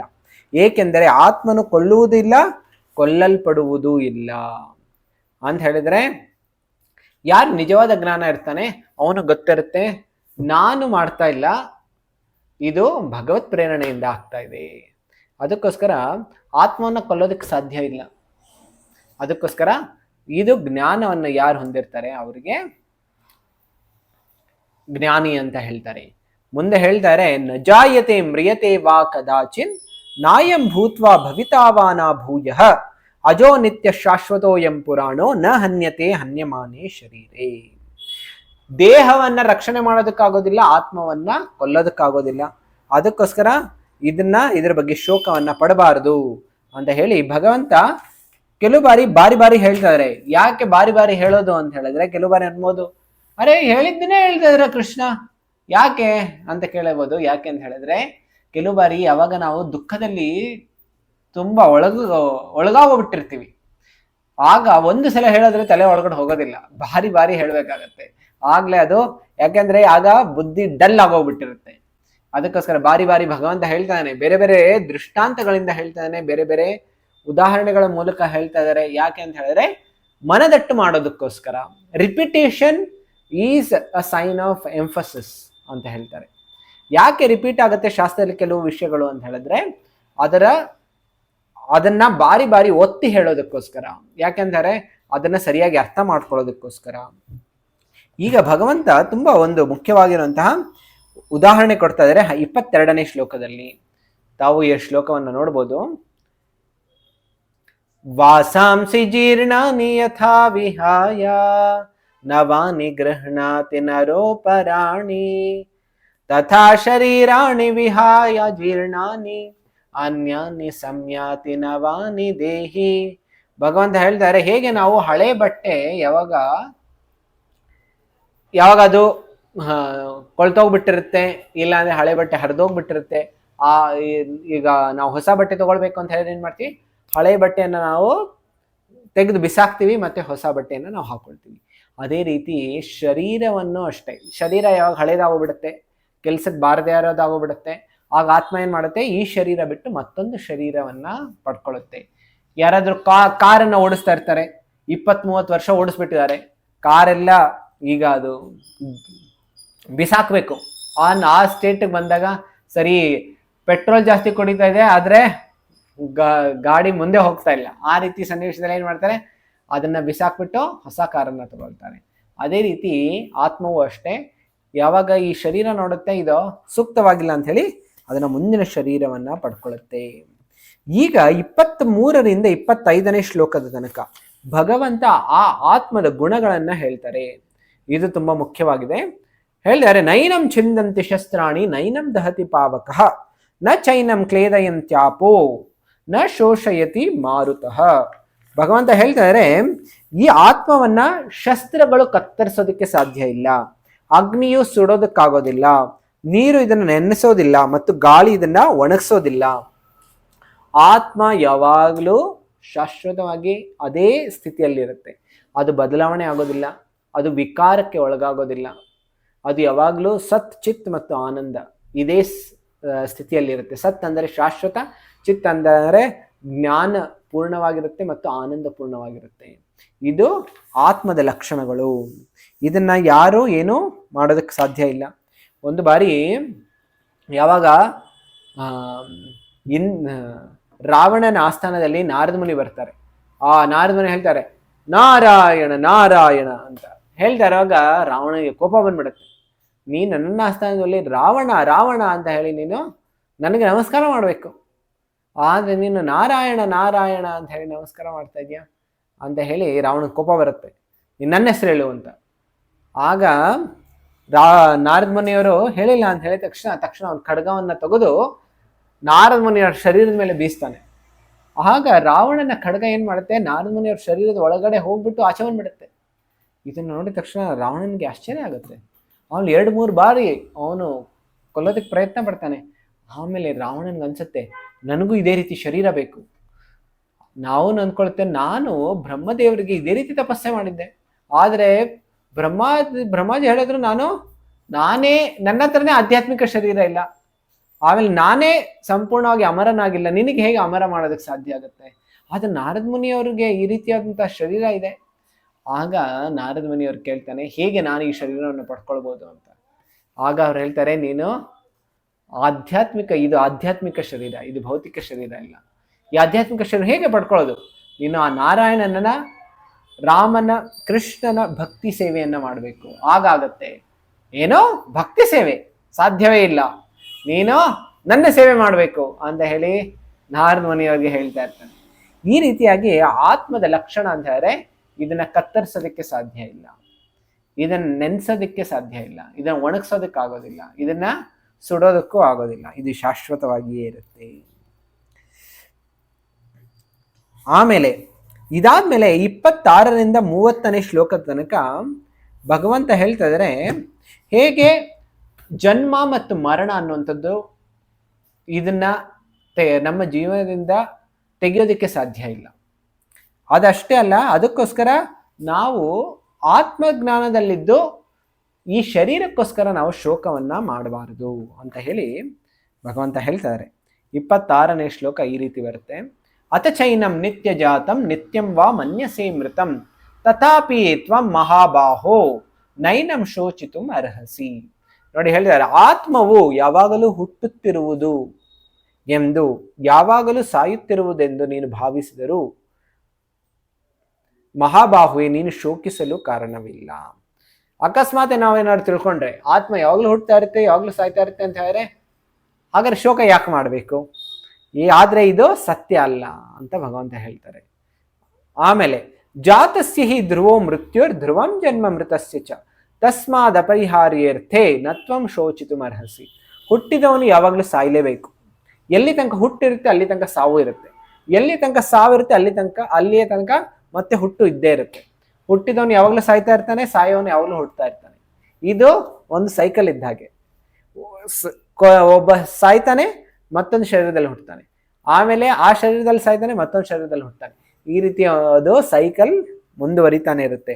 ಅದಕ್ಕೋಸ್ಕರ ಇದು ಅನಿವಾರ್ಯವಾಗಿರೋದ್ರಿಂದ ನೀನು ದುಃಖ ಪಡದೆ ನಿನ್ನ ಕರ್ತವ್ಯವನ್ನ ನಿಭಾಯಿಸ್ಬೇಕು ಅಂತ ಹೇಳಿ ಭಗವಂತ ಹೇಳ್ತಾ ಇದ್ದಾರೆ. ಅದಷ್ಟೇ ಅಲ್ಲ, ಭಗವಂತ ಹೇಳ್ತಾ ಇದ್ದಾರೆ ಮುಂದಿನ ಶ್ಲೋಕದಲ್ಲಿ, ಆಶ್ಚರ್ಯವತ್ ಪಶ್ಯತಿ ಕಶ್ಚಿದೇನಂ ಆಶ್ಚರ್ಯವತ್, ನೋಡಿ ಹೇಳ್ತಾರೆ, ಆಶ್ಚರ್ಯವತ್ ಪಶ್ಯತಿ ಕಶ್ಚಿದೇನಂ ಆಶ್ಚರ್ಯವದ್ ವದತಿ ತಥೈವ ಚಾನ್ಯಃ ಆಶ್ಚರ್ಯವತ್ ಚೈನಮನ್ಯ ಶೃಣೋತಿ ಶ್ರುತ್ವಾಪ್ಯೇನಂ ವೇದನ ಚೈವ ಕಶ್ಚಿತ್. ಭಗವಂತ ಹೇಳ್ತಾರೆ, ಆತ್ಮವನ್ನ ಸಂಪೂರ್ಣವಾಗಿ ತಿಳ್ಕೊಂಡಿರೋರು ತುಂಬಾ ಕಡಿಮೆ ಜನ. ಕೆಲವರು ಆತ್ಮವನ್ನ ತುಂಬಾ ಆಶ್ಚರ್ಯವಾಗಿ ನೋಡ್ತಾರೆ, ಮತ್ತೆ ಕೆಲವರು ಆತ್ಮವನ್ನ ತುಂಬಾ ಆಶ್ಚರ್ಯವಾಗಿ ಅವರು ಕೇಳ್ತಾರೆ, ಮತ್ತೆ ಕೆಲವರು ಆಶ್ಚರ್ಯವಾಗಿ ಅವರು ಇದನ್ನ ವರ್ಣನೆ ಮಾಡ್ತಾರೆ. ಆದರೆ ತುಂಬಾ ಕಡಿಮೆ ಜನ ಆತ್ಮವನ್ನ ಸಂಪೂರ್ಣವಾಗಿ ತಿಳ್ಕೊಂಡಿರೋರು. ಅದಕ್ಕೋಸ್ಕರ ಭಗವಂತ ಕೊನೆಯದಾಗಿ ಈ ಆತ್ಮಜ್ಞಾನವನ್ನ ಮುಗಿಸ್ತಾ ಇದ್ದಾರೆ 30ನೇ ಶ್ಲೋಕದಲ್ಲಿ. ದೇಹಿ ನಿತ್ಯಂ ಅವಧ್ಯೋಯಂ ದೇಹೇ ಸರ್ವಸ್ಯ ಭಾರತ ತಸ್ಮಾತ್ ಸರ್ವಾಣಿ ಭೂತಾನಿ ನತ್ವಂ ಶೋಚಿತುಂ ಅರ್ಹಸಿ. ಭಗವಂತ ಹೇಳ್ತಾರೆ, ಭರತ ವಂಶಜನಾದ ಅರ್ಜುನನೇ, ಈ ದೇಹದಲ್ಲಿ ವಾಸಿಸುವನನ್ನು ಎಂದೂ ಕೊಲ್ಲಲು ಸಾಧ್ಯವಿಲ್ಲ. ಆದುದರಿಂದ ನೀನು ಯಾವ ಜೀವಿಗಾಗಿಯೂ ದುಃಖಿಸುವ ಕಾರಣ ಇಲ್ಲ. ಭಗವಂತ ಹೇಳ್ತಾರೆ, ನೀನು ಈ ರೀತಿ ಯಾಕೆ ದುಃಖ ಪಡ್ತಾ ಇದೆಯಾ? ಯಾಕೆಂದ್ರೆ ಯಾರೂ ಸಾಯ್ತಾ ಇಲ್ಲ, ಯಾಕೆಂದ್ರೆ ಆತ್ಮದ ಸ್ತರದಲ್ಲಿ ಎಲ್ಲರೂ ಶಾಶ್ವತವಾಗಿದ್ದಾರೆ. ಆಮೇಲೆ ದೇಹವನ್ನ ಯಾವಾಗಲೂ ನಾವು ರಕ್ಷಣೆ ಮಾಡೋದಕ್ಕೆ ಸಾಧ್ಯ ಇಲ್ಲ. ಅದಕ್ಕೋಸ್ಕರ ಯಾಕೆ ನೀನು ಅರ್ಜುನ ಈ ರೀತಿ ಶೋಕ ಪಡ್ತಾ ಇದೆಯಾ? ಮತ್ತು ನಿನ್ನ ಕರ್ತವ್ಯದಿಂದ ನೀನು ಯಾಕೆ ಚ್ಯುತನಾಗ್ತಾ ಇದೀಯಾ? ಕರ್ತವ್ಯದಿಂದ ನೀನು ಯಾಕೆ ಹಿಂದೆ ಬರ್ತಾ ಇದೀಯಾ? ನಿನ್ನ ಹಿಂದೆಡೆಯನ್ನು ಯಾಕೆ ನೀನು ತೆಗಿತಾ ಇದೀಯಾ?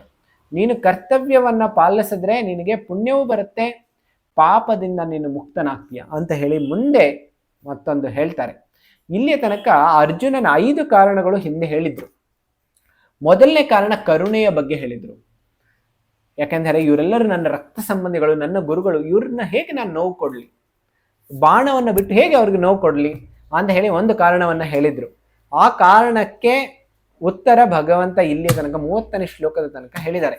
11ನೇ ಶ್ಲೋಕದಿಂದ 30ನೇ ಶ್ಲೋಕದ ತನಕ ನಾವು ಏನ್ ಚರ್ಚೆ ಮಾಡಿದ್ವಿ, ಅರ್ಜುನನ ಒಂದು ಕಾರಣವನ್ನ ಭಗವಂತ ತೆಗೆದುಹಾಕಿದ್ರು. ಮತ್ತೆ ಹೇಳಿದ್ದಾರೆ, ನೀನು ಈ ರೀತಿ ಕರುಣೆ ತೋರಿಸಿ ಶಾರೀರಿಕ ದೃಷ್ಟಿಯಿಂದ ಕರುಣೆಯನ್ನು ತೋರಿಸಿದ್ರೆ ಪ್ರಯೋಜನ ಇಲ್ಲ ಅಂತ ಹೇಳಿ ಭಗವಂತ ಇಲ್ಲಿ ತನಕ ಹೇಳಿದ್ದಾರೆ. ಆಮೇಲೆ ಅರ್ಜುನನ ಇನ್ನೂ 3 ಕಾರಣಗಳಿತ್ತು. ಒಂದು, ಅವನು ಹೇಳ್ತಾ ಇದ್ದ ನಾನು ಈ ರೀತಿ ಅವ್ರನ್ನ ಕೊಂದ್ರೆ ನನಗೆ ಪಾಪ ತಟ್ಟತ್ತೆ, ನಾನು ಇದನ್ನ ಹೇಗೆ ಆಚೆ ಬರೋದು? ಆಮೇಲೆ ಮತ್ತೊಂದು ಕಾರಣ ಹೇಳ್ತಾ ಇದ್ದ, ನಾನು ಏನಾದ್ರು ಈ ರೀತಿ ಮಾಡಿದ್ರೆ ಕುಲ ಧರ್ಮ ಎಲ್ಲ ನಾಶ ಆಗೋಗ್ಬಿಡುತ್ತೆ, ಆಮೇಲೆ ಅದರಿಂದ ಏನಾಗುತ್ತೆ, ವರ್ಣ ಸಂಕರ ಪ್ರಾರಂಭ ಆಗೋಗ್ಬಿಡುತ್ತೆ. ಈ ರೀತಿ ಅರ್ಜುನ ಮತ್ತೆ ಕೆಲವು ಕಾರಣಗಳನ್ನೆಲ್ಲ ಕೊಡ್ತಾ ಇದ್ದ. ಅದಾದ್ಮೇಲೆ ಅರ್ಜುನ ಮತ್ತು ಹೇಳ್ತಾನೆ, ಆಮೇಲೆ ನನಗೆ ಭೋಗ ಹೇಗ್ ಸಿಗುತ್ತೆ? ಯಾಕೆಂದರೆ ಎಲ್ಲಾ ರಾಜ್ಯವನ್ನು ಪಡ್ಕೊಂಡ್ಮೇಲೆ ಇವರೆಲ್ಲರೂ ಸತ್ತೋಗ್ಬಿಟ್ಟಿದ್ರೆ ನಾನು ಯಾರಿಗೆ ತೋರಿಸ್ಲಿ ಇದನ್ನು? ಈ ರೀತಿ ಅರ್ಜುನನ ಉಳಿದಿರೋ ಕಾರಣಗಳಿಗೆಲ್ಲ ಕೃಷ್ಣ 2ನೇ ಅಧ್ಯಾಯದ ಇನ್ನು ಉಳಿದಿರುವಂತಹ 31ನೇ ಶ್ಲೋಕದಿಂದ 72ನೇ ಶ್ಲೋಕ, ಇನ್ನು 40 ಶ್ಲೋಕಗಳು ಅಲ್ಲಿದೆ. ಅದನ್ನ ನಾವು ನಮ್ಮ ಮುಂದಿನ ಭಾಗದಲ್ಲಿ ಚರ್ಚೆಯನ್ನು ಮಾಡೋಣ. ಇಲ್ಲಿ ತನಕ ನಾವು ಭಗವದ್ಗೀತೆ 2ನೇ ಅಧ್ಯಾಯದ 30 ಶ್ಲೋಕದ ತನಕ ನಾವು ಚರ್ಚೆಯನ್ನ ಮಾಡಿದೀವಿ. ಮೊದಲನೇದು ಹೇಗೆ ಗುರುವಿನ ಅವಶ್ಯಕತೆ ನಮ್ಮ ಎಲ್ಲರ ಜೀವನದಲ್ಲಿದೆ. ಅರ್ಜುನ ಗೊಂದಲದಲ್ಲಿದ್ದ, ಕೃಷ್ಣನ ಆಶ್ರಯಕ್ಕೆ ಹೋದ, ಅಲ್ಲಿಂದ ಅವನಿಗೆ ಜ್ಞಾನೋದಯ ಆಯಿತು, ಮತ್ತು ಈಗ ಅವನು ಪ್ರಶ್ನೆಯನ್ನ ಕೇಳ್ತಾನೆ. ಈಗ ಕೃಷ್ಣ ಒಂದೊಂದಾಗಿ ಅರ್ಜುನನ ಎಲ್ಲ ಅಜ್ಞಾನದಿಂದ ಹುಟ್ಟಿರೋ ಕಾರಣಗಳನ್ನೆಲ್ಲ ಧ್ವಂಸ ಮಾಡ್ತಾ ಇದ್ದಾರೆ. ಮೊದಲನೇ ಕಾರಣವನ್ನ ಧ್ವಂಸ ಮಾಡಿದರೆ, ಇನ್ನು ಉಳಿದಿರುವಂತಹ 3 ಕಾರಣಗಳನ್ನ ಭಗವಂತ ಇನ್ನು 2ನೇ ಅಧ್ಯಾಯದ ಇನ್ನು 2ನೇ ಭಾಗದಲ್ಲಿ ಅದನ್ನ ಎಲ್ಲ ಸಂಶಯವನ್ನೆಲ್ಲ ದೂರ ಮಾಡ್ತಾರೆ. ತುಂಬಾ ಧನ್ಯವಾದ ಎಲ್ಲರಿಗೂ. ಹರೇ ಕೃಷ್ಣ ಕೃಷ್ಣ ಕೃಷ್ಣ ಹರೇ ಹರೇ, ಹರೇ ರಾಮ ರಾಮ ರಾಮ ಹರೇ ಹರೇ.